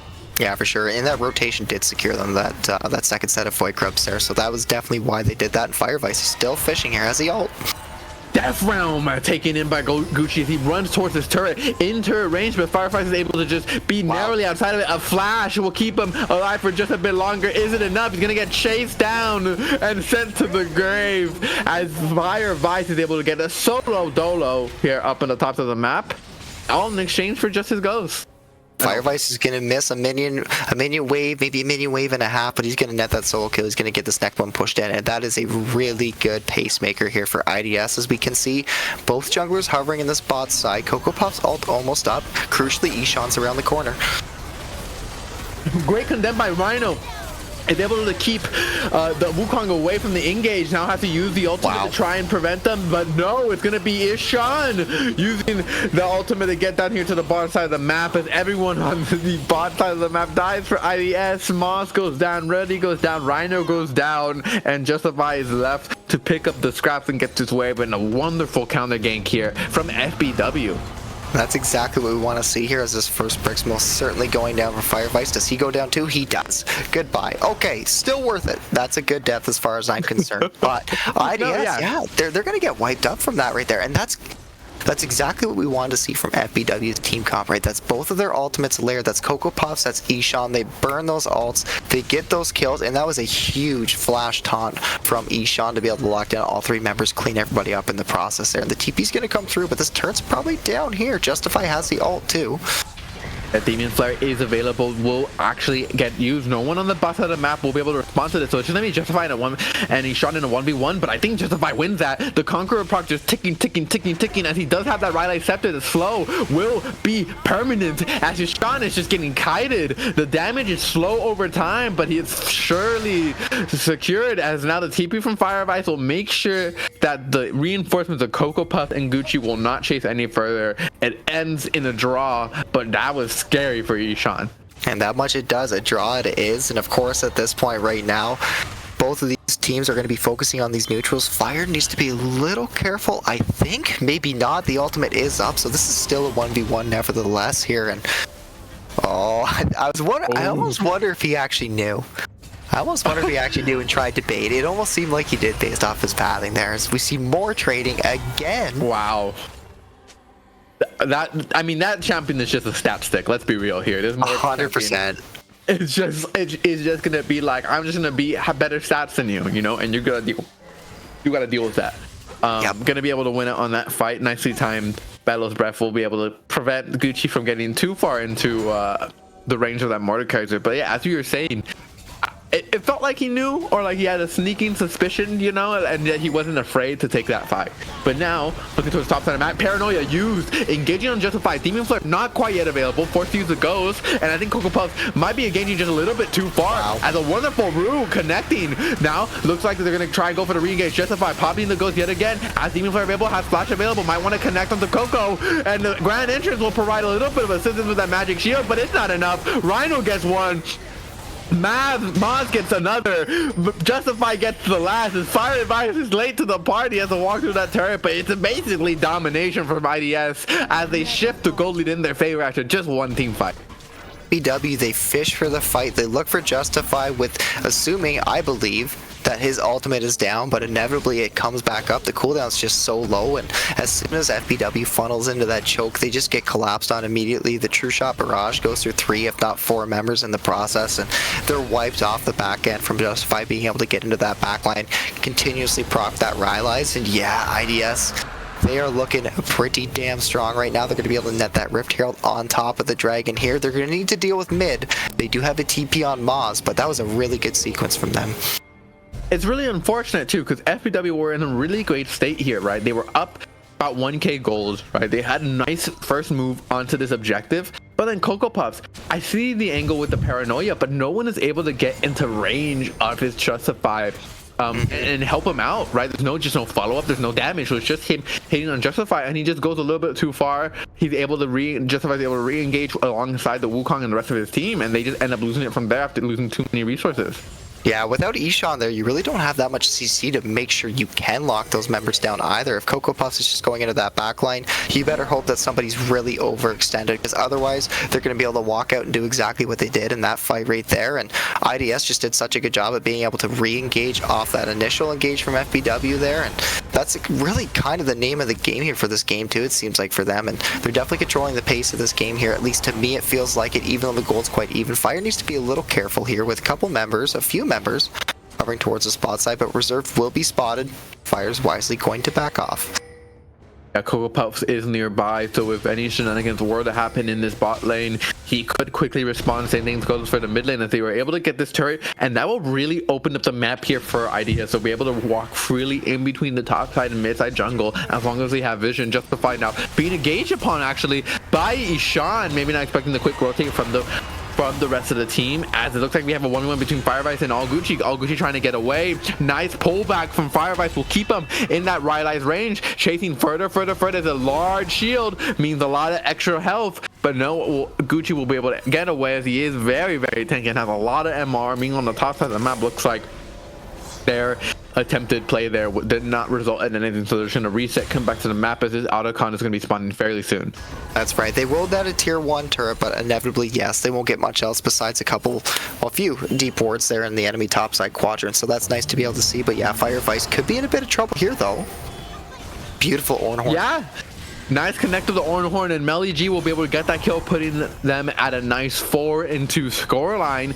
Has the first item already on the way to the second. Meanwhile, if you look at the counterpart Ezreal, I mean, that extra 50 CS there, 164 to 118, will definitely make up for a lot of missing gold, and we'll explain why this Ezreal is sitting at 2 items. But it's gonna take some time, but this Vayne is getting there, right? We're starting to see what this Vayne and Lulu 2 can do when paired together. But Otacon on the map spawned now, and they're just gonna start it. Meanwhile, on the boss of the map, they're just pushing in these turrets. I don't know how worth it this is gonna be. Yeah, FBW is going to play really hard for this tier 2 turret. No It looks like they're going to... Oh, they won't be able to get it just yet. That TP's definitely going to cancel that off here. So the Otacon's going to go for the side of IDS. They're going to defend their bot side tier 2, and it looks like they're going to get away basically scot-free for this one. IDS just winning out on the map completely. Better macro overall. FBW not going to get much in response in exchange for this major take, and now Firevice sees Gucci and he has that false life. He can chase this as far as he wants to. Reserved and Lishan realizes they're trying to provide assistance. Firevice acts a little scared, but I don't know why we are. You guys gotta chase that. Oh, and look at Rhino too. This is such a good job from IDS, right? This slow chase is coming through. They really don't want this fight. They just want to make sure that they can't back as the slow chase continues here. Reserve is hit. Is caught in that death realm. Reserve gotta do his best to stay alive, has to use the Gigantify to keep himself alive. The shield coming through, but it's just not enough. Firevice takes him down. They're gonna dive this turret. We're scared of the turret with false life for some reason. Rhino now, when we won in Melly G, I don't know about this trade. Coco is now here to help him out, and he will be going down, but Melly G uses all their resources and he's gonna come back to the map. They get a kill on the bot side, they get some damage down on these turrets, and IES once again showing the true power of this false light from Otacon. Yeah, they're doing such a good job, aren't they, on this map? And they're really putting on a clinic. And the score line, the 7-7 score, it's really not indicative at all of how this game has been really playing itself out here. And at this point right now, securing that 5th turret that's a fantastic spot to put yourself in. And of course now with these resets coming through, IDS is just playing so well as a team, because now they're going to be able to get the resets, spend their gold together as a team, get back onto the map together as a team, and now set up for this next neutral. So you see that TP from Moss coming in towards that mid lane, playing for mid prow from there, and they're just really crossing their T's, dotting their I's. They're playing really good league right now. Oh yeah, I mean IDS have really just been on top of it in both these games. It seems like they have a genuine sense of what the right decisions are in any moment, and whether or not it just becomes a question of whether or not how well they can execute on it, right? Because sometimes it doesn't work out for them, but I think the intention is there. Regardless, IDS now going to put themselves at soul point with this Drake. FBW, what is the response? It looks like they're going to try to cross map here, get set up for maybe some pressure on this tier 2, but I just don't think they'll have the timer to be able to look for this, especially with really no siege at all and no real wave clear other than Ishan. You can see the response from IDS is already coming. The blues are coming down as well, so they recognize what's happening here, and you just can't match this if you're FPW. You need to back off. You need to get your reset at this point. I just think that the goal discrepancy is just too much for you, and the team comp that you've drafted at this point right now, you need to find picks on side lanes with a massive numbers advantage. You need a 3v1, you need a 4v1 to really get things going, so it's tricky for them at this point. What do you do? The answer is probably to cross map, to overload a side lane, but does IDS even give you that window? That's kind of what I'm wondering right now. Justifying the top of the map, going to be able to push this top wave back in. After 5 members of FAW were here trying to make sure they had a pushed lane, as the other 2 are in their direction. They got to recall now and match the pushes from this Ezreal. Now they're going to be taking their red. I mean, FBW just have no control over their side of the map. As Fire looking to take a trade on the Gucci. Going to be using that Searing Charge to prevent any CC from coming through. But all in all, it's just a turtle game at this point. You're 1 minute and 10 seconds away from this Baron. You're 3 minutes and 40 seconds away from this Drake, right? IDS right now, if I were them, I'd be telling my team to start getting vision towards the top side of the map. There's particularly their top side jungle like they have right now, and just start lighting things up. Make it difficult for them to push in, right? I want to see them sitting in this bushes saying, hey, you're not going to get vision here unless you fight us. That's exactly it right now, and they're doing such a good job being able to control the enemy's quadrant here. FBW can't even walk into their own jungle, so of course Coco's beginning to get starved out, and that XP lead is amounting a bit here as Rhino is level 13, but this really becomes a problem now at this point with the team comp that we do have. IDS really can't just stat check you. You see the gauge. 3-man knockup from Gucci will start it off as Coco Pop follow on with a Paranoia. They're on to this Wukong fire. Back's going to be the first to go down. Vayne is starting to pop off. That's the second kill there for Ishan. Maybe this is the angle justified, looking to save what is left here for IDS, but the damage is too thorough. No one can get to the Vayne. Really, he's trying to get there, but it's not enough. And this is a 1-5 for FPW. Melly G did it with the help of this team, and they're able to win it out and finally get a push. And looks like this goalie is closing ever so more. It sure is, and that's a beautiful engagement from FPW. Finally, we see things click the way that we needed them to there, and they ended up forcing that fight, and damn, it looked good. And at the end of the day, as long as Melly G's alive on this Vayne with those 2 items, you can already see sitting on a lot of gold for sure in that inventory, especially with this tier 2 more than likely going down. That's exactly what they needed to be able to get back. And yeah, Melly G is more than online, probably sitting on like 2.5k right now if I had to guess. So lots of gold for him to spend here, and of course they're going to want to get the resets as fast as they can to get back out on this map as fast as they can, because now they need to worry about this Baron. All Gucci though. Yeah, looks like Rhino trying to make use of this scenario. Sees that Gucci maybe overstayed his welcome and now wants to get a kill in return. If they get this kill, this could be massive for IDS as Baron is up. Looks like FPW are realizing this and they're going to be the first ones to make it over. But where's the ADC? Gucci is going to go down. Now, what is the decision here? Where do they go, sir? They're starting Baron right now. I mean, I think you almost have to. You have to start this Baron and get ready to turn immediately with the enemy jungler bot side. Rhino, he's there. So maybe Forces try to get the enemy team to do something. But they don't. That's the problem. Without Melly G doing any damage to that Baron, it's just not going to happen. And of course, now you're chunked out a little bit on Cocoa Puffs, and so much tempo is now down on the map. If you can't find that angle, then that was your timer. Now you're going to get punished on the rest of the map. And this is what IDS has done so well, as you can see Fire pushing in for this tier 2 right now.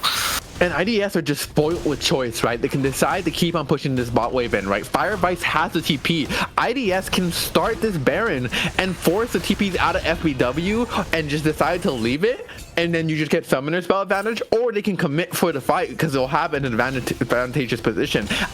FBW and Gucci in particular must be kicking himself because they just lost so much momentum and swing in their favor, and now, like I said, the Baron's gonna start up. FBW probably have an idea, but they can't get there in time. It doesn't look like it does. The Paranoia is available, so maybe if they get some vision, is there a blue up? A blue isn't available, so yeah, this Baron's definitely going down here. I just got a TP. No, it's just gonna go over. And they're just not gonna get there. They just get out scot-free. It's a free Baron. I'm getting T1 vibes. Yeah, maybe they can get this mid turret off of this play here, but the sequence right now, FPW is just so far behind IDS here, and I like to see this. At the very least, we can grab this up. You can get your setup on this dragon here, because this is everything right now. IDS, you don't need this, but you most certainly want it, but FPW 100% need to play for this dragon, and I love to see it here. Just a decisive call. Look what IDS is doing right now, though. They recognize that. This is a really smart decision from them. They know that they just need to cross map. They don't have the timer. Fire Vice is just here to stall. That's all he's trying to do right now as we watch Moz and that top side continue to push that wave in. They're walking down. Maybe they're looking to actually stop them even more. 4 of the members are going to have to walk away. Only Melly G over towards the top side of the map. So it's going to be an ADC 1v1 for now. Death Realm being used on Taguchi. Timer being taken. They're just looking to buy time so that Moz can get a good push in, and they're going to take a trade. But now Gucci will be able to get away from the Mordekaiser, but will he be able to get away from this Karma? The Root Taz combo with the pullback. It's going to be forced to flash away, but this is a one fight. Now they have a wave pushing in here, and so they get a wonderful turret take on the top side, able to get the flash from Gucci, and not going to be able to get this bot lane turret as well. Yeah, FBW, I mean, you do what you can there. You deny the soul. That's awesome. But now so much threat is just being applied here to IDS, and that's kind of the problem here. And this is what you run into. And wait, is your stream frozen too here? Or is this just... Okay. Okay, so we currently have a freeze. A little bit unfortunate here, but bear with us as we have some technical difficulties. Nothing new here for League viewers, whether it's in the client itself or whatnot, but of course I'm sure we will get this resolved here very soon. Okay, so we're gonna pan back to us real quick here as we kind of just wait to see what's happening on the back end, and of course we got a little bit of time, so we'll figure all of that out. But right now it looks like IDS is firmly in the driver's seat here, Mister. I'm not so sure what we can see FBW do, and I don't know. What are you thinking? I think that whenever we get back into this game, right? If we get back, That's right. Yes. It seems like IDS have a good rotation over these next 2 minutes. They'll have Baron up for at least 30 seconds to a minute more. Probably be able to get maybe 1 or 2 more towers depending on how they overload these lanes. Now it really just depends on how well FTW can make sure they clear these waves. But as we mentioned earlier, their wave clear is abysmal. They have a Vayne. Like they have a Vayne and like 3 tanks. Yeah, they have a Vayne, 3 tanks, and like an Enchanter, right? And so like I don't know how they're going to be able to clear these waves effectively. So I'm expecting that over the course of these next couple minutes, that with the Baron push, they're going to be able to break a lot of these inhib turrets, if not up to that wall. And then from there, get a reset, come back on the map, and prep for the next rotation. Yeah, I mean, that might even be the best case scenario, too, because you almost wonder if they could just close it out right here. Yeah, right. There's definitely an angle. It's so difficult, as I think we're going to be transitioning back into the game, from what I've heard. Oh, I could be trolling us here. So it might take a little bit longer than what we actually initially thought there. But, of course, bear with us here. This game's sitting at about 28 and a half, closing in on that 30-minute mark. And Game 1 was pretty indicative of what IDS could do, but Game 2 is really, you could start to see all of that really manifesting itself here. They've just done such a good job in this Game 2. And I think while we got a little bit of downtime, we can kind of go back and revisit how they got here, and it's really off of their macro, just the decision making, no matter what. Like, if they recognize that they can't contest for a neutral objective, they know that, and they don't waste their time. They don't overstay. They don't try to force anything that they don't need to. No, they just cross map immediately. That's what we saw with Moz with that TP towards that top side when they knew that that dragon was gone. And it sucks. Yeah, it's your soul, but you don't need it. So here we go. We're back in. Get back in, Rudy. 310. 31 minutes on this timer. I believe that Baron buff has already dissipated. And all in all, they were able to get that top side inhib turret, but only leaving them with 2 left here on the mid and bottom side of the map. They're just going to have to wait it out, sitting a nice 4k gold lead. So the game still very much playable as they engage on the Ishan, deciding this is the target and this is their time to strike. Melee G and Reserve are nearby, but it looks like it might have been a mistake from Rhino as they've re-engaged now. Justify's going to have to run away. The rest of the team is gone on the other side of the map. Justify's going to be going down, and it's a huge turn for FPW as Rhino gets too far ahead of himself. Gucci now getting chased down. Maybe Fire Vice can get something on the other side of the map in exchange for losing 3 members of his team. Okay. We'll be able to do so. FBW, that's a really good counter engage. Not something I expected to say with the team comp that they've drafted, but Galio Ishan is able to buy so much time here. And I mean, at this point, you got to assume that this inhibitor is going down. I don't know how you... Wait. Fire Vice getting awfully low, but that shield will give him a lot of health as he pops the ghost to get away. I don't know if fully necessary there, but regardless, can't be... You better be safe than sorry. As now Ezreal sitting in this bush looking to get some trade. I don't know if you should have shown yourself, Mons. Now he looks like he'll be getting chased down. Now TP available for firefights, but he needs to TP back. He needs to get back to base first. Now looks like it's gonna be Sean TPing over to behind where Mons is. Has to get away. We'll be able to no way over the wall. The TP from Firefights is on the way. Able to arcade shift away from Coco Puffs. Now a fight's happening. Melee G only getting assistance from Reserve, and it looks like the Ezreal is gonna be able to get away. It's a scrimmage through and through. Melee G deciding this is the moment. Ruby 10 gotta keep Fire alive. He gets chased down the shield, keeps him alive, but that's a lot of summoners being used for Melee G. What can they do? It's now gonna be a man disadvantage. Yeah, you can see the Foster here from Ishan. The dragon is secured by FBW. As Reserve, he goes down. Major target going down. No more abilities for this Vayne. A nice taunt will keep him in place and make sure the rest of his team likely doesn't die. But all in all, they are able to prevent the soul yet again from IDS and bring themselves to the soul point. But they lose some members in the process, and likely this Baron. Yeah. And I honestly kind of like what Moz was doing there originally. The idea is just to buy as much time as you can. The CDR at this point right now is absurd, especially if you're landing Qs.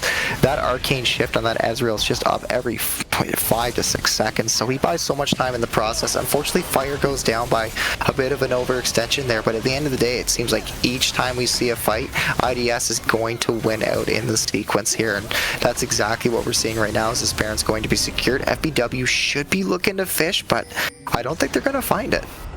Just so hard without that Lulu. Catching up is so difficult. Paranoia does get used, but they can't get any vision on anyone, and even if they did, I don't think Coco Puffs would want to go engage on that. And so they will be able to get this Baron recall, and all in all, every time it looks really scary for IDS. It almost looks like FBW have it, right? They're up in kills even, right? But it's just, there's so much standing gold on the map, and the CS discrepancies really make up for a lot. Now, IDS will be able to come back on the map with Baron buff and likely in a stronger state, but really all it is at this point is, can Melee live? How long can Melee live in a fight? That's all it is anymore. That's exactly what it is. While you just finished what you said right there, I was taking a look at Melee's items. He's sitting on those 4 items. He's got that Jack Show to boot, dude. Jack Show Terminus. Like, having those 2 extra items gives you that much extra survivability, and the amount of damage that you're going to do is going to be completely absurd, especially with reserved on this Lulu to back you up. So, can Melee live? If not, guaranteed, no question about it, FBW is going to lose that fight, and more subsequently you can assume it's going to be the game as well. So IDS, when it comes to finding those picks and those side lanes, if you're fishing, it can't be Ishan, right? It can't be Gucci, maybe, but Fire, just let him do that in the side lane by himself right now. It's gotta be Melee. Yeah, Fire though. Oh, looks like it's gonna be Fire that gets engaged on. The rest of the team is here. He is certainly gonna be going down as he overextends without anyone in his team near enough to rotate. Meanwhile, IDS get nothing on the other side. They're trying to get a push in, but Gucci did a good job of clearing out these waves. All in all, FBW, just really nice pickup on that kill. Yeah, that's a perfect timer for them. They don't get punished at all with that. They just send 3-4 members up towards that top side. They find that pick on Fire, and Fire's got a lot of damage. He wins in that isolation, but Melee G just absolutely shreds him. Completely shreds that Mordekaiser. Honest to God, 3, 4, 5 autos, you're pretty much dead.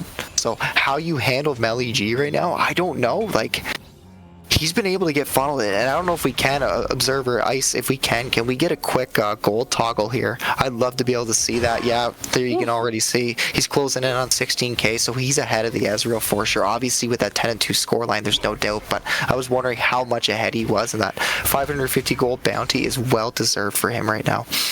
Yeah, 3k up gold, up 3k gold above the next highest on this team, right? Next highest being around 12.7, he's at 15.7. So the discrepancy is large, right? It clearly is obvious, right, upon first glance who the carry is.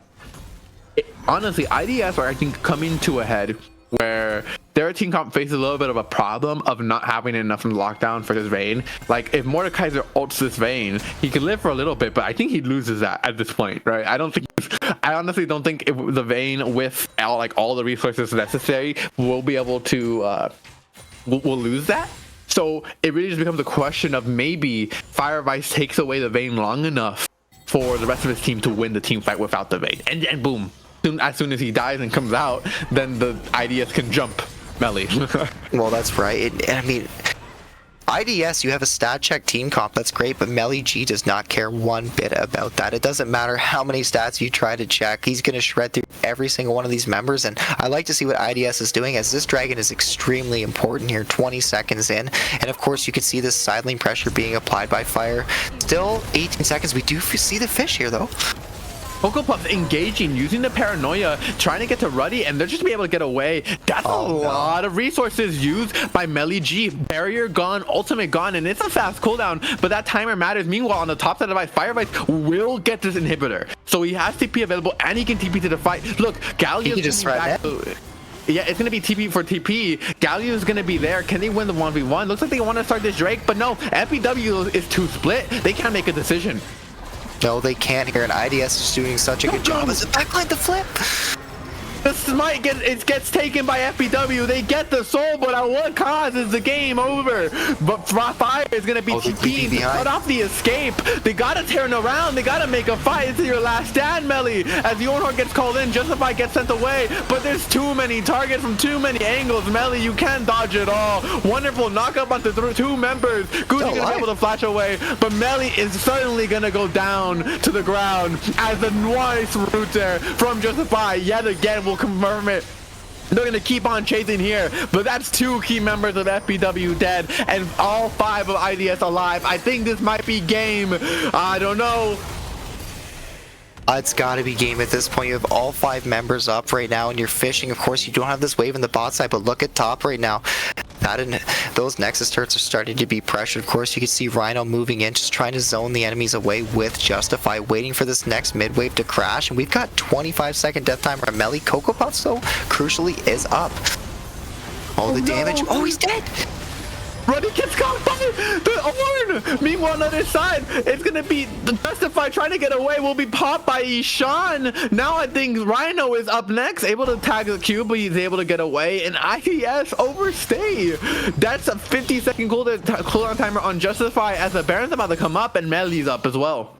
I was like, it was so clean. The first 28-30 minutes of the game seemed so clean. We had that pause and we came right back, and IDS, it seems to me, has faltered.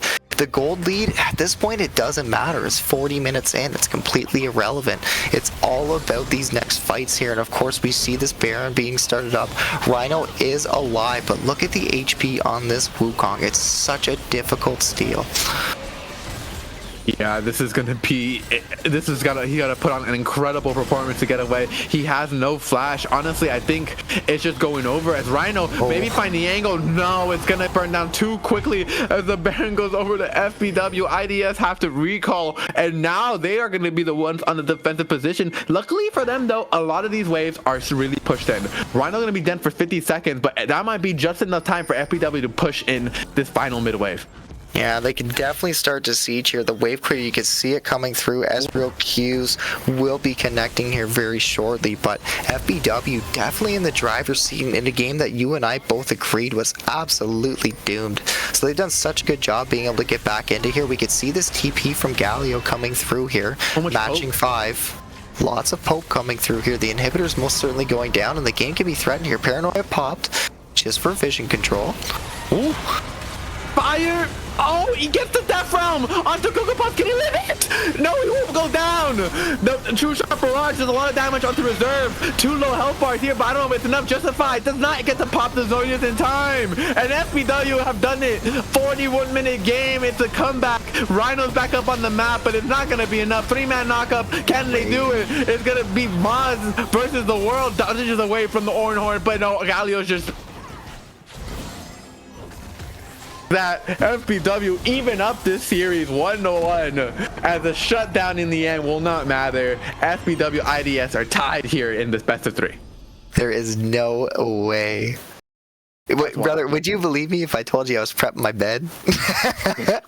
I was getting ready to go to sleep. I was like, this is done. It's over. There's no way. I mean, 42 minutes. The fact that the game lasted that long to begin with, let alone the comeback from FBW, is huge.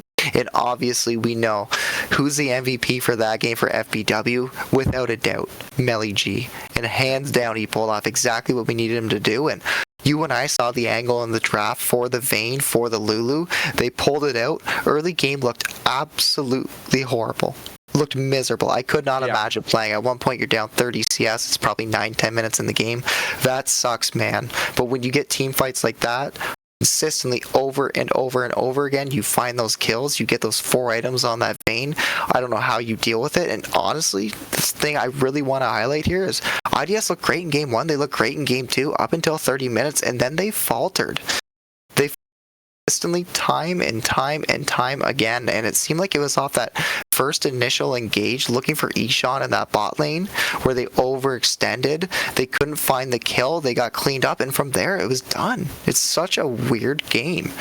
It definitely felt like a lot of those times IDS kind of played a little bit too fast, right? That they they got too aggressive. They went for one too many engages and extended just a little bit too far forward. And for that, you know, they ended up losing that series, like that match, right? So I think going into this next game, they might need to play the same way, maybe make similar decisions, but they got to be able to say, you know, when too much is too much. Yeah, because after that, Vayne died around the 35-minute mark, and they were in base, and they kept pushing with no health bars. Yeah, they should have just recalled. But we're gonna have to see.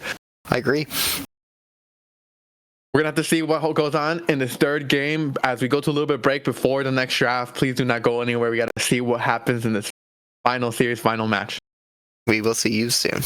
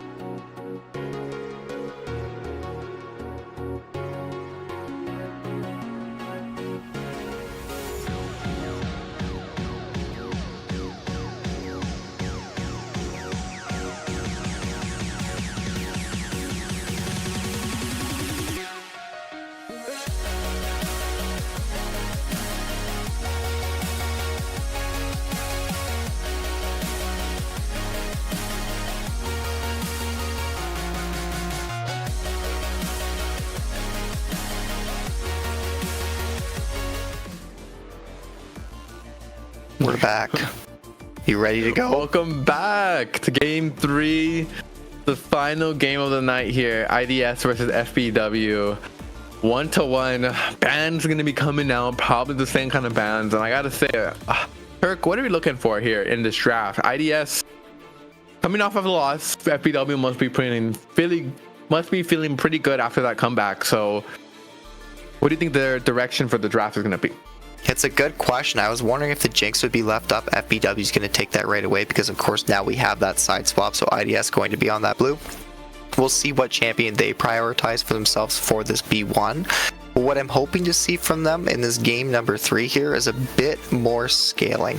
I think if we get something like that rounded out, I think no matter what, it can cover your base. Obviously, you can also index into like a high agency jungler or something like that, but get your solo lanes to make sure that they can scale that much more there. And things looked so good for them in that game too. It's just unfortunately they faltered a few times, so maybe having that extra bit of guaranteed scaling can kind of help you get through that. But of course, you can also just not make as many mistakes. That's a pretty good answer too. So in game number 3, no matter what they draft, I just want to see them have more discipline.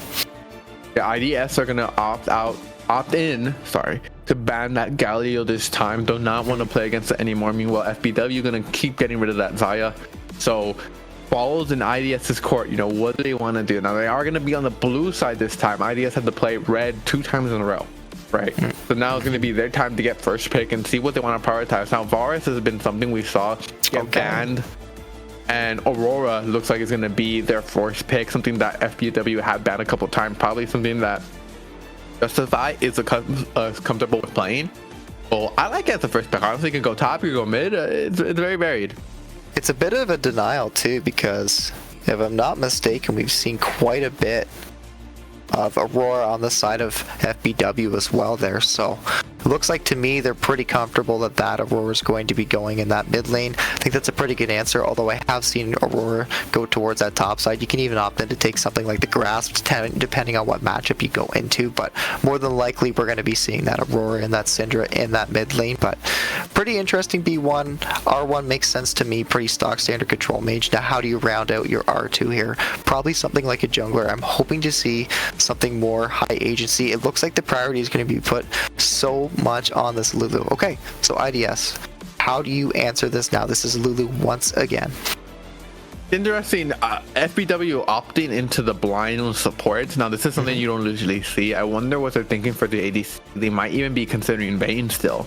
They so might. I think IDS, in response to this, now come in and Enchanter counter Sona thought to be just like match the heals in lane. You're all pretty good at disengage. You know, Aphelios is gonna be or Melio maybe too. Maybe we'll see something like you might even see something matched like that with Enchanter. Yeah.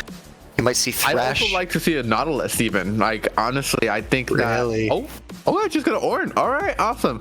Once again, I think that they're gonna take this away then from FBW, right? They're gonna take it away from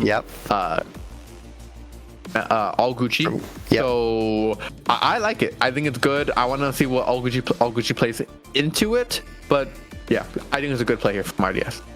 So IDS, that's really 2 denial picks. Now, of course, I'm sure both of these solos can pilot these champions just fine, but FBW more than often is willing to pick that Aurora, and of course we've seen that Ornn picked as much as what we have. We're gonna get a Kog'Maw though, a Kog'Maw Lulu. Wow, that is kind of scary, man. And that Kog'Maw does a-okay into that Aphelios too. I feel like I wonder what the decision is from this point forward. There's a lot of things that are good here. I think Nautilus is still one. I think just being able to pass the ultimate onto that Kog'Maw and know that CC is going to connect, guaranteed. Yeah. I think Leona is another good thing that could be good when especially when you combine it with the Ornn Horn, right? If you hit the Ornn Horn, that means you're going to hit the Solar Flare. If you hit the Solar Flare, that means you're going to hit the Ornn Horn, right? So I think it'd be a lot of lockdown CC, especially combined with In Between Worlds. It makes for really hard team fights. Like how's the Kog'Maw gonna get caught in Between Worlds, dodge Solar Flare and dodge the Ornn Horn, like all coming at him from different angles? I think it's gonna be tough, and I would lean to some kind of engaged support that just makes it really hard for Kog'Maw to play.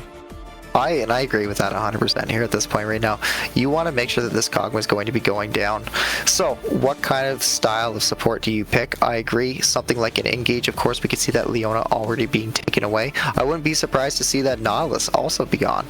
That could very well end up happening here, and if that's the instance, then IDS are still plenty of options in that support role. Something like a Blitzcrank is still sticking right out to me here. That one seems to be one of the stronger picks. Of course, it's feast or famine. Can you land your hooks? I understand, but if you can, Cinder's a mobile, Lulu's a mobile, and so is Kog'Maw. So tons and tons of value from that champ already. Fiona and Nautilus, yep. The bans, yeah, makes sense. FBW understand what the counters and weaknesses are of this bot lane duo. So IDS now gonna have to make a decision. Now they still have jungle and top available to them. So gonna have to decide where they want to shift their bans. It's gonna be a Wukong, just gonna be removed from FBW. I guess they would rather take that away than get an opportunity to play it. That's what it seems like to me as well here. And this R4 most certainly is going to be a jungle. So what jungler do you want to pick right now? Of course, that Aphelios is going to be a mobile himself. So maybe you do index into something like a Jarvan. Could be an option. A Xin isn't too bad for you here either. Maybe you index into more of a tanky style of a jungler, something like a Sejuani or a Maokai comes up. But it's actually going to be an Alawi. And I expected an R5 top pick, not an R4 blind. Oh, it's not blind. Okay, it's not blind, sorry, because Ornn's picked a phase 1. Okay, that makes sense. I get it now. Okay. Alawi into the Ornn matchup is good for Alawi. Isolation, there's no way in hell that Ornn's going to be able to do anything into that matchup, and even sending members to try to deal with it is going to become very tricky for IDS. So that right there is a big red flag for IDS in that side lane. How do you index? Looks like we're going to pick up the Melio, and they're more than likely going to be playing really heavy through bot now. Yeah, and you know, it's going to be interesting because Gucci, right, plays a lot of Ornn. And so it's going to be interesting to see how well he can apply the counter, because he clearly knows that he understands. He probably has played this matchup on both ends, probably more Ornn. So it's going to be interesting to see what he decides to do. Melio being the final pickup for IDS on the support position. Interesting. I obviously Melio feels very strong. You get so much range, especially with the rifle, the green gun. So I gotta say, all in all, it's looking like IDS really have a nice mixture of a comp where they have nice engage but still have disengage to keep their Aphelios alive. Another situation where I think they're favored in comp, but who knows what's gonna happen when they actually get onto the Rift. FPW still obviously have that counter pick. We're gonna see what they pick here. And it's funny because you like the IDS team comp, and I do too, but I'm right now, so far, I'm really liking the FBW one. It seems like in game 1 and game 2, they didn't really draft maybe as good as what they could have. The Veins seemed to save their bacon in that game number 2, but in game 3, I really like it here because now you have that Cinder, Kog'Maw, and that Lulu. That's that scaling that you want. Kog'Maw very much can be killed here. That Nocturne pick, to me, is probably one of the better ones, but the Melio one I'm a little concerned about. We'll see how well it handles. Melio Aphelios is by no means a slouch when it comes to that scaling, but Kog'Maw Lulu is terrifying right now. So FBW, to me, I like the team comp that they've drafted. They're 4v4 strong. Jarvan's a really good high early game agency jungler, which can impact a ton of this map here. You have a mobile bot lane, so I think there's lots of options for both of these teams here. I just tend to favor FBWs, and I kind of like that now. So you and I are both wondering, how does this go at this point? IDS team comp, they look good. They have some strength. They have some weaknesses. FBW, they have some strengths. They have some weaknesses. This is poising up for a great game 3. Yeah, I think that these team fights are going to be explosive, and it's really going to just boil down to who can dodge the more skill shots. Who can dodge more skill shots, right? I think it's going to really boil down to the ADCs who have been the highlight of most of these games. Yeah, we're going to go on to a little break right before we head on to this next and final game. So do not go anywhere, otherwise you might miss it. You guys see you soon.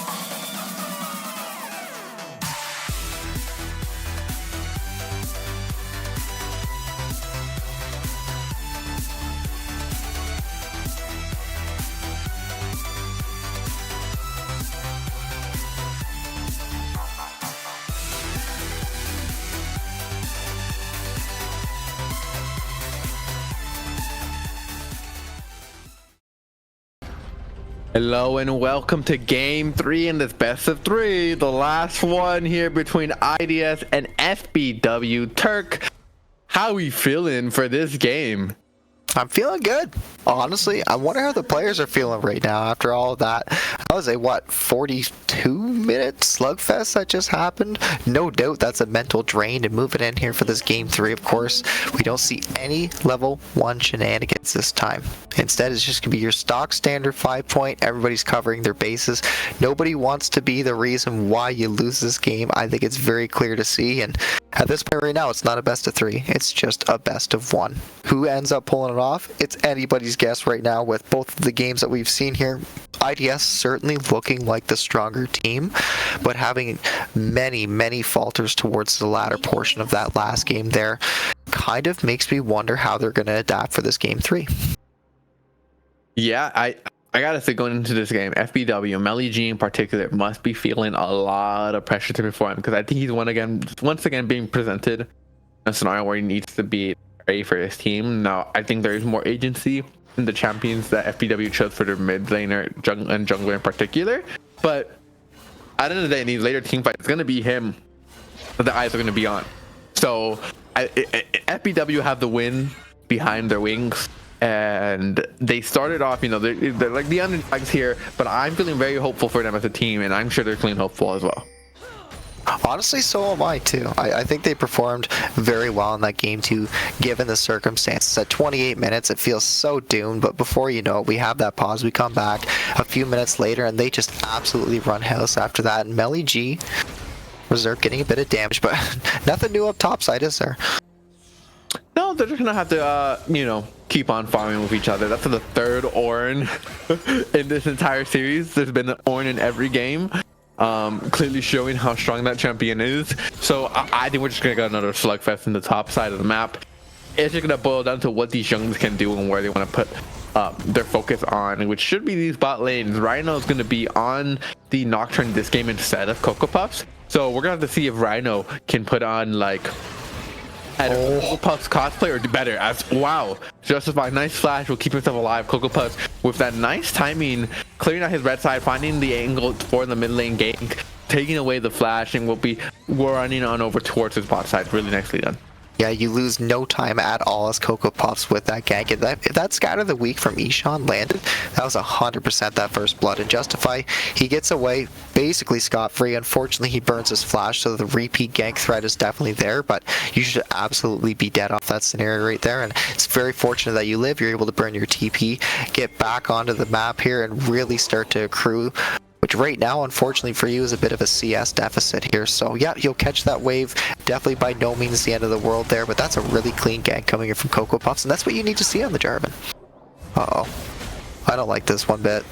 Yeah, Gucci here gonna be hitting that that soul there. Beautiful. That Ornn. Ma's gonna be flashing away from Cocoa Puffs. Thought maybe he would get knocked up. Able to just be narrowly outside the range while Rudy takes a beating there from that Kog'Maw, showing the power when combined with that Lulu. As nice knock up here by Fire Vice, and I think this is his first time on Ornn, and I think he's been doing a solid job so far, really showing that he can play the champion. 100% he can. There's no doubt about it at all. And there's one invisible time, or really two, that you want to pay attention to. This. Beautiful, wonderful kick from Rudy. Wow. Pushes Coco's away as from what would have likely been a kill there. At the very least, a flash take from Rudy. Just wonderful reaction time, and keep himself alive and keep himself healthy. Play-by-play, you can't really catch your breath right now, can you? Cocoa Puffs, he ends up doing that transition gank mids, burns that flash, heads towards bot side, burns that flash too, circles back and almost finds a beautiful kill there for sure, but the soccer ball from Rudy ends up negating that play there. And what I was going to say very quickly, unless we get another fight here, is the invincible timer in this game right now is really off that second clear. If Jarvan isn't able to get anything going, i.e. some kills, at least one neutral being taken, that's where things can really start to falter for you, because Rhino, he just wants to farm. He just wants to scale. He wants to get his 6. So Cocoa Puffs needs to make those impacts happen, those big plays, very, very soon. And that's kind of the idea with this Jarvan. Now, of course, you still have scaling in your team comp, but when you draft that J4, you want to find those angles early, and honestly, he's done a really good job so far. I'm hoping to see that we can actually recognize a couple of those windows, put those flashes down, and find those angles to gank again. Mid flash down, bot side flash down, Maz. So something to pay very close attention to. Absolutely, Ma's gonna take this timer right now to recall, and oh wow, yet cheeky. another wonderful soccer ball there to stop both of those recalls. I thought we were gonna hit reserve there, but the area of effect, you know, affecting melee. So that recall timers are going to be incredibly stunted, as we already seen monsters down on the way towards this bot side. As meanwhile, on the top side of the map, Gucci and Fire Vice are taking some trades here. Fire Vice is going to be the first one to get his ultimate, so Gucci has to be a little careful here. At the end of the day, that is a Lowy, a lot of healing potential. And here we go. This is the one timer they can find. Ownhorn will be used to knock up Gucci. Has no ultimate available, so he is just going to be put to the ground. First blood by Rhino. No counterplay for Gucci there, as maybe you could have tried and get to some minions, but I don't know. I think he was pretty much done and dusted for us. Now Cocoa Puffs, Melly, and the rest of the team are going to take the Drake. That's a perfect timer topside. That's the only window you have to kill that Alawi with a gank. As soon as Alawi has 6, it's pretty much done. There's no sense of going topside. So the fact that Fire got his 6 when he did, Rhino was up there when he was, is a huge play there. And of course, Gucci doesn't have the TP. That wave got crashed topside. He probably missed a wave, if not a wave and a half, 7 to 10 minions. That sucks. That's going to put you down a little bit more. Of course, inevitably, you're going to outscale this Ornn, but that really is the smallest window for IDS to find, and they found it. Mods right now gonna have to be a little careful here. No vision in this river, as Cocoa Puffs is gonna be walking straight down the lane. Has flash available, but no gank will be occurring, as he just walked down straight the lane. Between Worlds though will confirm the kill on Ishan. Nothing that he can do. Can't even use the unleashed power to maybe try and get a trade back. Gonna be just going down 2 ultimates, and you can really start to see the power that this mid jungle combo duo really has in these fights, right? Imagine that in a team fight now, just on the Cog mod. It's gonna be, this is what I'm talking about. It's gonna be rough for Melly to actually survive. Yeah, the team fight.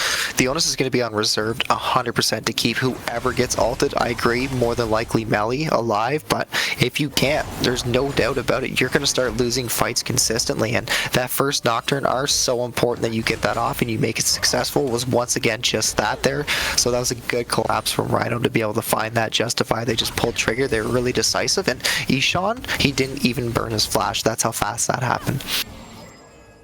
Oh, Coco has 6. Soccer ball being used early on. Maz caught in the cataclysm. Will it be his doom? He's gonna use the healing from the ultimate to keep himself alive, but he is just getting gunned down as the flash forward from reserves to try and slow down Rudy enough for Melly to confirm that kill as well. Will not be able to do so. Flash being used. He creates some distance now. Meanwhile, we skip on over to the top side as Gucci gonna be get trade on. Has the ultimate available, so I don't think Price can take this fight too much longer as the game goes back to a calm point. And you know what? FBW getting their first kill of the game. And that's a really nice collapse there too from Coco, and that's another good timer too. The flash just wasn't available for Maz, so being able to pull that trigger, land that cataclysm there, you know that's going to be a kill. It's just a question of who gets it. Unfortunately, Reserve does at the end of the day, but nevertheless, it's a good executed play from them. They needed that for sure, and Gucci now into this matchup, especially when that lands right there, is so difficult here for Fire. Look at this. Come on, man. Wow. Just gets eliminated there. I mean, what else is there to say, right? You just kind of get ulted on, and then all the tentacles hit you, and it's like you're dead. Boom, it's over. All Gucci's gonna have to be able to push in that top side wave. You see Justify moving on towards the top side. Paranoia is gonna be coming up really soon. It's ticking over as it is just now up. Not quite yet used, but they need vision. He's back in the first bush. I think he's done for. Justify jumping into that realm as he doesn't even notice too. So he's probably in the shop. As Feet of Warfare is going to be claimed by IDS, and they put themselves at a nice little lead. That's a good collapse. Overall, the sequence ends up being a 1-for-1, but Gucci, you can already see now at this point, it's pretty much over here for this top side. Fire just wants to focus on grouping up with his team as much as he can, catching those waves top side or bot side when he has to, but he should not be hovering towards those side lanes nearly at all in this game. Anytime your ultimate is up, you group up with your team, you pull trigger, you force fight, and hopefully you can find your angles there, because in sides, it's absolutely doomed. As Maz and Ruddy just standing here in this bot side of the map. Yet again, Cocoa Puffs is here to try and help out his bot side of the map. I like that he identifies that this is really going to be the deciding factor. It's full over the wall. Cataclysm to Ruddy. No flash available. And that is just wonderful communication. Communicating that he still has no flash available, no heal. So just as soon as he gets into the Cataclysm, there's nowhere for him to go. And does get taken down. And it's just so easy to execute, isn't it, Allpsych? So easy. I mean, the second that you have that Cataclysm up, again, you just repeat gank bot. Rudy burned his flash previous there, so that's just an easy lockdown. And again, you're hoping for the kill to go to Melly. It doesn't. It goes to Cocoa Puffs. It's not the end of the world, but you really want to get this Kog'Maw ramped up when you're applying as much pressure bot side as you are hit. And I actually like this a lot here, too, from IDS. If you've noticed what they've done with their solos here, they've actually swapped. They've sent Justified towards his top side, and this is a really smart decision here. Orange still going to struggle into this Syndra. It's going to be a lot of time before you can really ramp up, especially with the armor that you've built. He almost died there for the record. Very close. Honestly, I think Vice could have outplayed it. If he called down that Ornhorn before the Tyrian charge, he might have actually been able to knock Ishan up there, but it would have been close. All right, I understand not wanting to take such a big risk there, especially up against that Syndra. Don't want to give over gold to Syndra for free. But with that, FBW are going to be able to have priority over this Drake. You know, they force Vice to recall, the TP back, and they're trying to take this Drake as Maz is looking to maybe get some kind of a push here in this bot lane going. But all in all, FBW looking a lot snappier here in this third game. Yeah, they're winning all over the place right now. They just got a couple plates up towards that top side. They're going to net themselves a second dragon, almost 3 plates.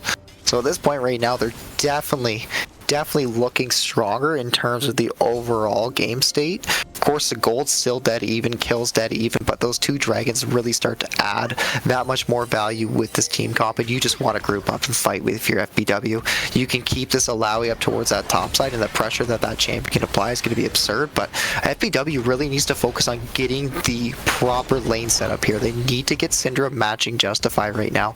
If they don't do this, then IDS can continue to threaten, and this is the issue that you'll start to see. And again, even though I was highlighting it before, Fire Vice has armor. He doesn't have MR. He's going to be much better off in this matchup here. So hopefully we can see them index away, as unfortunately we do see Gucci once again teleporting towards that top side here.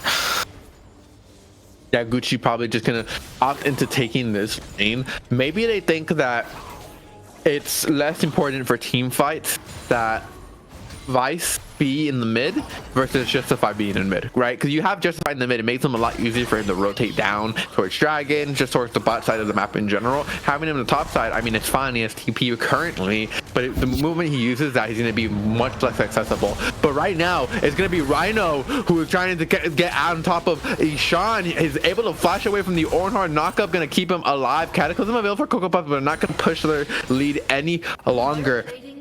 As it ends neutral here, Free Vice and Rhino just gonna push in this mid wave, and Ishan having to blow that fast to stay alive.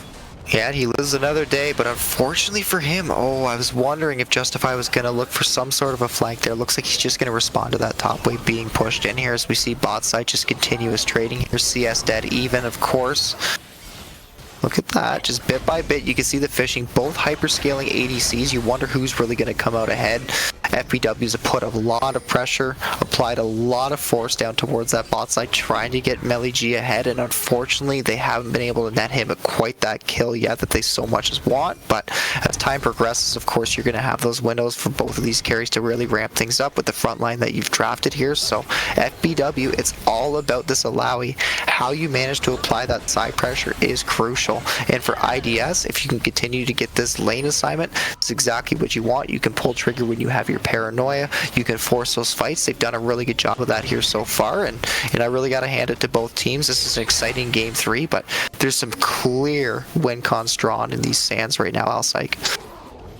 Oh yeah, for sure. I mean, and looking at the gold leads, right? Both the teams really narrowly, in a narrow range of each other. Cocoa Puffs sitting in the bush. Bo if I was Maz and I went back and saw the VOD and I was reviewing, I'd be like, look at this dirty jungler sitting in my bot river, but he's able to engage already. Rudy now does have the flash available this time, but that'll be an important cooldown going forward. Now TP being used, and I think it's a little bit too late as everyone from FBW has already gotten away. Ishan, nice Velo's ref to stop the stun there, but he has no follow-up damage, so it's just gonna end in a neutral state there. Maz is not going to be pushing in this bot wave yet again, and Coco just sitting in that bush waiting for the perfect moment to strike. Fryce meanwhile taking a lot of damage. Unleashed Power is going to chunk him so bad that he's going to have to recall here, as it seems FBW, you know, despite the gold, you'd think it would be more even. They're kind of winning all across the map here. They are. They just netted themselves first brick as well. Gucci being able to secure, that's awesome. He now has that Black Cleaver completed too, so once he does get into that side lane with that Ornn, you can see the Paranoia popped. Wow, the burst upfront damage is more than enough to kill Gucci even with his ultimate available. I just don't think he expected it. Yeah, it was I think a little bit presumptuous there from Gucci. You had already gotten the turret. There's really like not much else for you to do here. You know, your turret is already gone. It's not like they're gonna push in, you're gonna lose your turret, right? It's already gone, right? So she should have just recalled, come back to the top side and get another push going, use the gold he got to buy items and be at a better spot overall. But now he just kind of gives over a kill for free. Yeah, you're right. And just to correct myself previous, I thought that was first brick. I forgot that Aurora Justify managed to get that. That's great. So at the very least, they're going to be able to equalize there. But I agree. Yeah, giving that kill away, I just feel is a bit unnecessary there. You could have just backed off, got your reset in, got back out of the map, and you're that much stronger, of course. So by no means the end of the world. Really doesn't matter too much in the grand scheme of things. I believe Alawi's still going to do what Alawi's going to do, and that's going to continue to apply the side lane pressure here. And the question really is, how well can FBW play around that E-Shot no flash? Wonderful between worlds to lock Ishan in, and it is enough to make sure he goes down. There's gonna be a kill going on over towards that orb, but now Ruddy is got in the cataclysm again, third time in a row. Buddy, you gotta figure out something. Coco Puffs now is gonna be the target. Moss is just autoing him for free. Meanwhile, Melly is doing the same to Fire Vice, but it's gonna be Coco the one who will be losing his life. Finally shut down over to Moz. Both AD carries crucially get their first kills right there. Melly G finally nets that up off the third, if not the fourth Jarvan gank there. IDS looks like at the end of the day, they're going to be able to secure this dragon here. You could just see Reserved. He wants to move through, but it really is to no avail, trying to stop the back there. And at the very least, Gucci should be able to grab this tier 2 top, but that's a really good execution there from both teams there. And it's crucial that Maz also gets that shutdown right now. Sitting on a lot of gold, I'm sure both of these AD carries are, as is Gucci. So the game just continues to amplify that much more as we move into this 18-minute mark here. Atacon's soon to be up, of course Baron soon to follow here, and at this point right now the dragon stacking has been neutralized for FBW. They still have the window to get that soul here in the next 4.5 minutes, but nevertheless that IDS fight was very crucial that they were able to get that, because that slows the game down that much more for them, and that's what they need. W on this map. Gonna be interesting to see where they put their Kog'Maw Lulu here, entering this 18-minute mark. Rift Herald is up here. It looks like neither of these teams are really putting priority on it right now. Melly G and Reserved are getting set to the mid wave, as makes sense, but kind of on a bad timer here. It looks like Justify is actually gonna be able to get this mid turret and get away. Has to do worlds in the worst case scenario, and it's just free turret. They just leave a gap there, and yeah, it's not looking it's looking like they made just kind of a little bit of a macro mistake, but that's okay. And now Coco Puffs and the rest of the bot lane are going to shift on over to this Rift Herald. Looks like they're finally going to place prio on it before this Autocon spawn, and it will be in the top side of the map, right? So same thing as last game. That's right, so a lot of emphasis should be applied on this top side, and I like to see what Gucci is doing right now, trying to draw as much pressure as he can to the opposite side of the map. Of course, Justify is going to be the one to match this Alawi here, so should be relatively okay. This, of course, turret is going to be going down, but I don't anticipate a tier 2 being threatened or Justify really getting chunked at this point. You could just wave clear, match this Alawi, and at the very least you could deal with that. Of course, Rift Herald is being started right now from Rhino here, and IDS looking more than likely just to secure this. I don't see any contesting at all. No real opportunity for mid-prio without those waves crashing either, so this is just going to be a nice free neutral for them to be able to take, and now we'll see how they use this rift. For me, I want to see them use it on this dragon timer here. I'm hoping they do that. Otacon now spawning on the map, 3 minutes away from the dragon timer, so it's going to be spawning around the same time Baron does, right? Only like about 2 minutes behind. Offlane was pushed in, so there's no way for them to contest that rift. I gotta agree with you. I think the best case scenario, right, is, or the maybe best use case for this rift is you spawn it down towards the bot side of the map, right? Currently you have the Nocturne on it, and then meanwhile, you go up and start the Otacon. Maybe even drop it in base. Force them to come down towards the Drake. And I think a Drake for Otacon trade is worth it. Now, the only concern, though, is FBW is 1 Drake away from soul point. So, that's the only thing that makes it really iffy. It's the kind of thing where you really gotta decide, like, is Otacon buff more worth it than being at a permanent soul point for FBW? That's right, and of course you do have a little bit of flexibility with that as IDS. You can opt to not play for that. You don't have to contest the soul point. By no means is it that imperative that you do, but of course giving that up within the next 5 minutes is of course going to result in you having to take that fight regardless. So do you delay that bot side fight right now? Do you look to play for it within the next minute and a half? Or do you, of course, cross-map for that Otacon? And you have more than enough damage with this Melio, with this Aphelios to be able to take that objective. You just need to find the right timer for it. And really, at that point, you can wonder if FBW wants to contest for it, too. Like, at this point, they're quite strong, too. They've got a lot of windows. Melly G has, of course, that blade completed. That's great to see right now. So he's going to be at least that much stronger. 2-3 items is when he's going to really spike. So there's lots of things to take note of here from this game. It really is still on a knife's edge at this point. 2K means nothing. 2K absolutely means nothing. As it's about where the money is distributed. It's distributed, right? So right now, a lot of it is on this Kog'Maw, which just like last game, it was on the Vayne. That's where you want it to be. Melly G has put on a really nice performance last game, and I think he can do that again in this. It just really depends on whether or not his team can set him up in the same way they had in the past. And I think it's going to be harder now with the Between Worlds. But right now, with these objectives coming up, 30 seconds up to this Drake, the first move is going to be so important here. Because I think FBW wants to have a lot of space built up so that they can, disengage if a Nocturnal were to happen.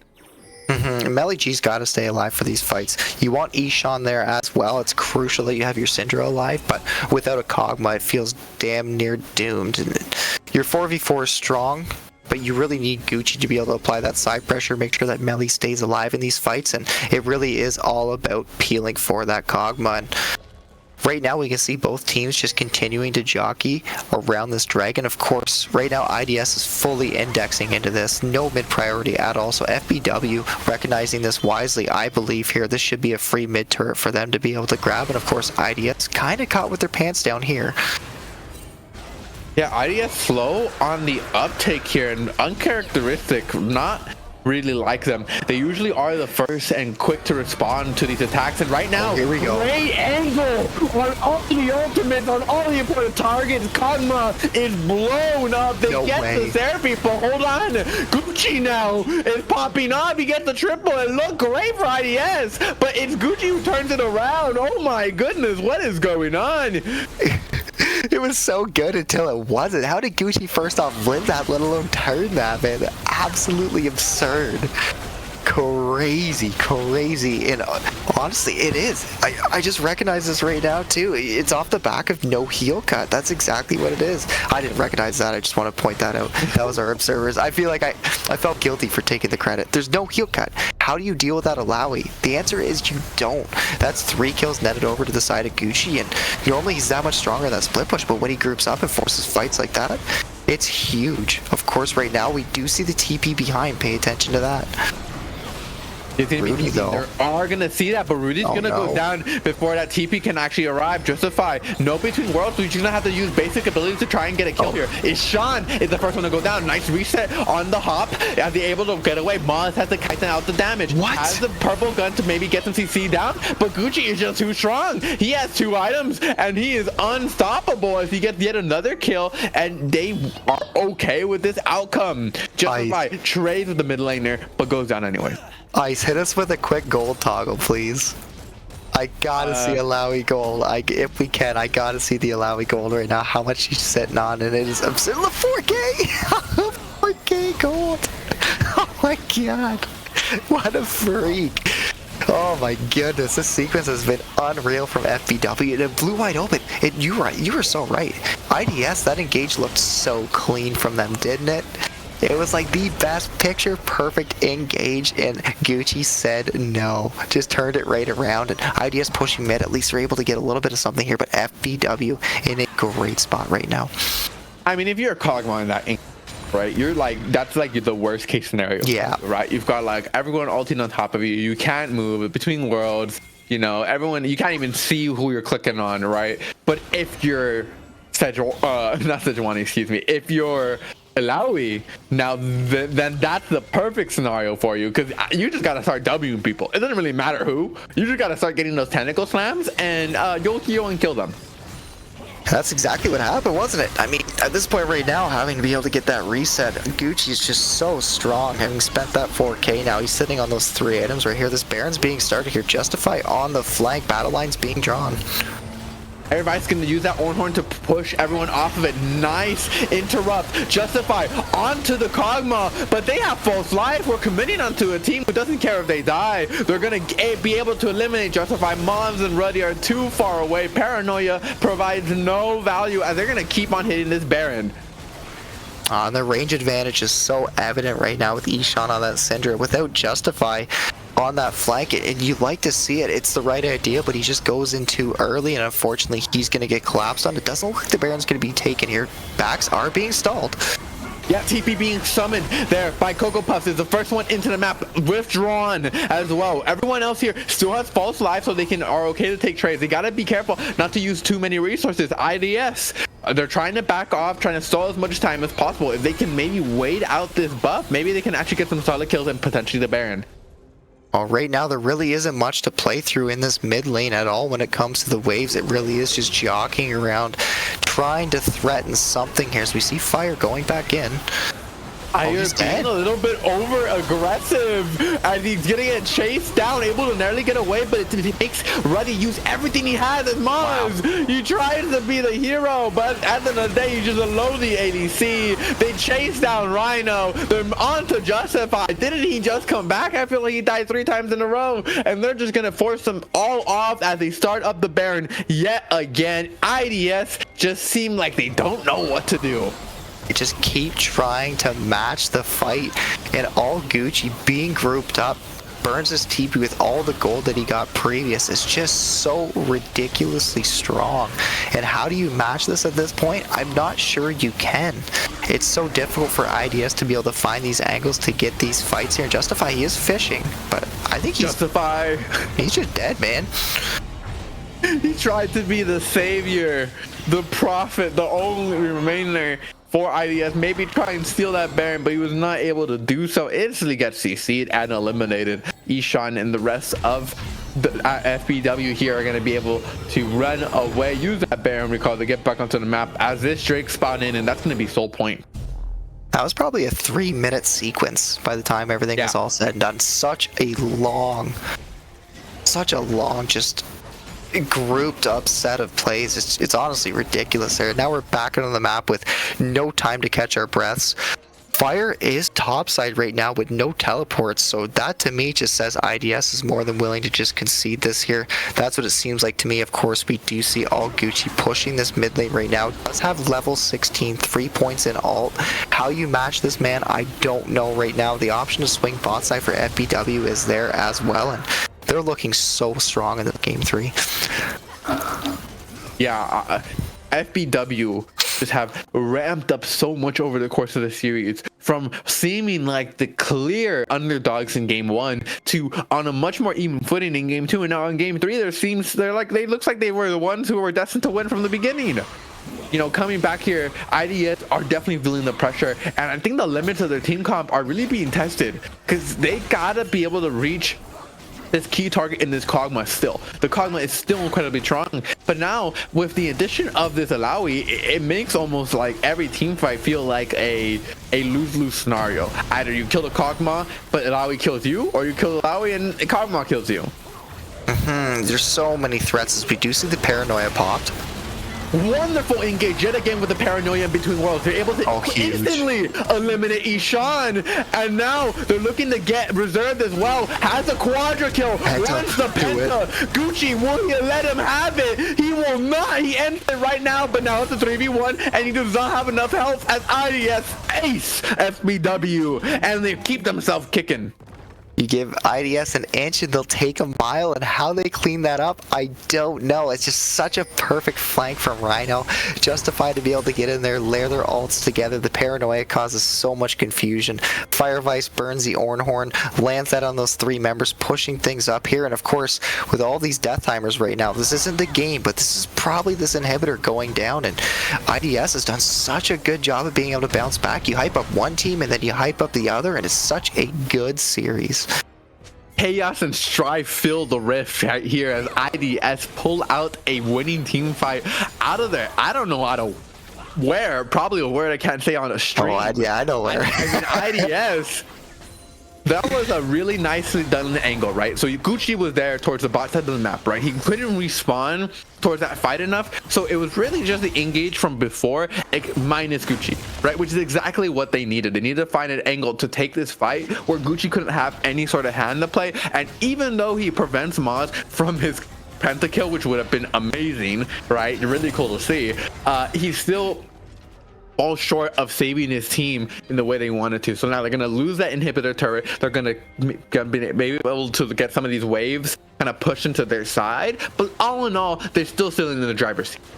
They are, for sure. When it comes down to the actual control of this game, there's no doubt that they have it. Of course, right now we're paying attention to both of these neutrals, which are coming up at pretty much the same time. You've got your Dragon at 215 and you got your Baron at 215. So how these teams both decide to go about things is, of course, going to be crucial. These next 2.5 minutes are imperative to deciding this game, because as you mentioned, right, IDS is looking quite strong here. They have windows to be able to come back, but FBW right now controls the pace of the game, so they do not want to falter. Right now, it's all about mid priority. As long as you establish that, you have your option to play top or to play bot. And of course, watching Gucci right now in these side lanes, if that threat is able to be there where that pressure can come through from Gucci sieging that enemy base, then of course there's going to be a lot of decisions that IDS need to make, and things are getting a little spooky right now. Love the little stare down that they didn't have, that they don't know they had in those bushes as Rhino. Ignorance is bliss. But there's pings for it. Cocoa Puffs has an idea, right? He just no 100%. Like, know you're in that bush, right? But what if you're? You can already start to see too where FBW is prioritizing, and to me this is smart. I think it's a good idea. You can see them constantly after they push this mid wave, they just catch it neutral, and then from what I've noticed, they've been swinging bot side and controlling that dragon. So to me, that's what I think that they're going to be playing for. Of course, now they're going to get the resets in. Crucially, they're going to be spotted here too, so this gives IDS that window to walk in through and get something set up. Of course, you can see Rudy, he's also resetting right now. He's going to reset for his ward count, get back out on the map so he can start setting up that vision himself, but of course his team now controls this bot side river. So FBW, what do you index in doing? Push out the mid wave to paranoia though. Paranoia onto the Syndra. It forced to flash away. Double man knockup by this Ornn. It's spectacular. But Team World would confirm the kill. Cocoa Puff isolated on his own, trying to buy time. But Medley is fully healthy. Maybe they can win out the fight. Has reserved to buff him up. Meanwhile, on the top of the map, Gucci continues pushing. Now, IDS, after one team fight, 1 for 2, they gotta pick up the wounds and see what they can do to stop this Ilawi that's gonna keep on pushing. Oh, and I'm surprised maybe they didn't see fire there. If they could have stalled that back on that Ornn, it could have been huge right now for the pace of this game. And of course, as an inhibitor, you know what's going down. This is a big wave too, so I mean, I want to say Gucci needs to be careful, but he isn't allowing. You can apply so much pressure here, and of course we can see this inhibitor being sieged in the mid lane as well. And this looks like 2 inhibs are going to be going down. Dragon here going to be netted up, of course, for IDS, but you wonder who's really getting ahead right now. It looks like so far they've done a great job. Only 1 going down. Gucci though. Fire with a very ambitious E to try and get onto Gucci will instead have his soul ripped from him as Gucci hitting yet another soul there onto that target, trying to just get a bunch of damage on. They're able to keep this inverter alive, which will be a massive boon. If they had 2 waves of super minions pushing in here, it would have had forced someone from their team to constantly be watching these waves. Otherwise, a potential back there at the. We can see the death push being set up here right now for FBW. They're hoping that IDS face checks, and Fire might very well do that. Fire, no, don't do it. As a wonderful Battles Breath, actually, he doesn't need the ambulance. They do. FBW are able to try and survive a little bit longer, but actually, Cocoa Puffs goes down to Maz. Firevice trying to get away. Gucci gonna be on top of him. Melly and Gucci are together, and they're dishing out all the damage they need to justify. Between Worlds already used up. Maz is still alive and has the dream of his team with him. They lose 1 member, but get 2. That's right, and of course this top wave is going to have to be dealt with right now by IDS. You can see Justify moving, does have the teleport, the ult coming through from Oz. We'll be able to collect onto many. Get that root in. It's Polymorph though. No, Mikhail's for Buddy to keep him alive. He is going to go down, and I think that might be the Baron. Oh, I'm surprised the resets are coming through myself, but of course without Cocoa Puffs it's so difficult. You just don't want to flip anything like that. Cheeky little soccer ball there from Messi. You got to hand it to him, just stalling out a little bit of backs there, but wow, that is quite the sequence. And of course the Baron isn't down at the end of the day, and honestly I kind of liked what FBW did there with that death push. It looked good, but of course with Firevice, he's going to be the one to face check, and crucially he just bellows breaths all of the CC that gets layered on top of each other there, and after that the re-engage can come through, and IDS does a pretty damn good job of being able to play around that there, and Gucci does what he can too, and split pushing and trying to pull off as much of a threat as he can. But of course now this Baron once again is going to be started on Vision. Yeah, Cocoa Puffs and Melly G are going to start hitting this Baron. The health bar is ticking away. 9k, 8k, keeps on going, but Oranhorn will pause it for just a moment as Gucci is being the front line, the vanguard for his team as they secure that Baron. He just needs to live long enough for them to get away with it. 1k left on this Baron. It will be taken by Cocoa Puffs, secure. Oh, huge. 4-man knockup, followed by a 5-man ultimate by Maz. That's the fight. Oh, It's no over. way. They got the Baron, but lose the game. It's done. There's no way. Firevice found that flank to land a 4-man knockup to clean that up, and it's done. Just like that. And IDS, wow, this game 3. It was nothing like game 1 and game 2. FBW put the pedal to the metal, but just couldn't finish the game. And it's so unfortunate too, because now you look at that top wave as it crashes. It's so tragic. But unfortunately, at the end of the day for FBW, you put up a great fight, but it was not enough. And IDS is going to move into now 3-0 here at this stage. And whew, I guess that's going to do it for us here for that, eh? That's quite the series. Yeah, FDW with they had the storyline set up for them, right? They had the comeback in the second game. In the third game, they were ahead. They were at the Baron. They had Gucci warding off the rest of the enemy team, but a wonderful knockup by Fire just catches 4, followed by the Moonlight Vigil from Aphelios. I mean, they just blew up. I felt like I was living back in 2020, 2019. Like meta. I was like, whoa, it was ridiculous. It was so dirty. Honestly, it was such a dirty play. You didn't even have Oranhorn for that. They burned it earlier to try to get any threat or be able to push them off that Baron, but they just weren't able to do it. Of course, the Baron goes down. As you mentioned, the game is going to unfortunately go the other way there, and it really is off the back of that Orn, and that was a huge play. And I mean, you got to hand it to everybody. They played extremely well in that game from both teams, but Melly G and Maz, they were the ones who really showed up there, and Maz at the end of the day was the one who was able to pull that one off, and we were wondering how it was going to end up going out for this game 3. And this series, a little part of me was wondering if it would just be something like a 2-0. I kind of figured It might be, but guess what? It wasn't. It wasn't even close, and that was a banger series to be able to be a part of. And I was like, I don't know. Welcome to the AEL. I hope you enjoyed your time. I gotta say, it was a very good first series to be introduced with, and I'm very excited to see what these teams go on. And so am I. They definitely have. I think. Excuse me. I think FBW definitely has a lot to learn from this series, but they should be proud. They should be proud that they forced IDS, probably a top Canadian team, to go all the way. And going forward, just try and prove. At the end of the day, that's all you can. Well, that's it. You show grit and determination. Of course, best of threes, very important that you can get dialed in, but as you progress and you move in, which you can almost assume at this point that IDS is going to be a top team when it comes to the playoffs, you're going to start transitioning into those best of fives, and the grit is where it's really going to matter, right? You go down in a game, you should win a 42-minute slugfest, but you don't. But in game 3, you're down at 1.45k, but you still manage to come back and clean things up. So clearly they have some discipline. Game 2, we saw them falter a little bit, but Game 3, they kept their poise, calmed themselves down, waited things out, found the right timers to make the right plays, and before you know it, they closed the Game 3 out in a pretty respectable fashion, I must say. Yeah. They... At the end, it was just amazing. It was an amazing team fight. Yeah. Kind of it was great. Thing that you feel great after. Yeah, it's actually it's a pleasure to be able to cast that too. We can't go just yet. We got to do one more thing. We got to hype up Zen Market one more time, ladies and gentlemen. So if you've ever had a problem longing for that special Japanese item, but you can't find it locally, well, guess what? We got a solution for you.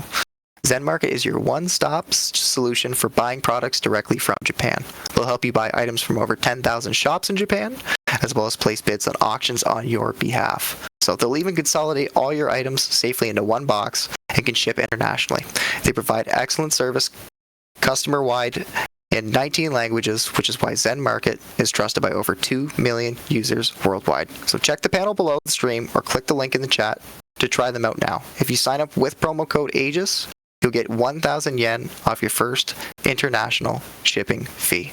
So with that being said, I think that's a pretty healthy, good way to be able to end it. Thank you very much for Zen Market. Thank you to all the viewers. Thank you to Ice. Thank you to All Psych for being able to sub in for tonight here. It was a pleasure to be able to cast with you, man.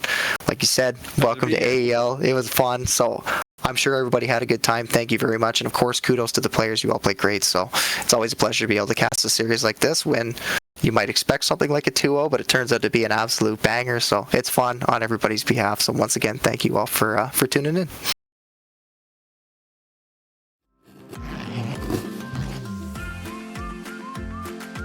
Zen Market. Zen Market. Zen Market. Zen Market. Zen Market. Zen Market. ありがとうございます。ありがとうございます。ありがとうございます。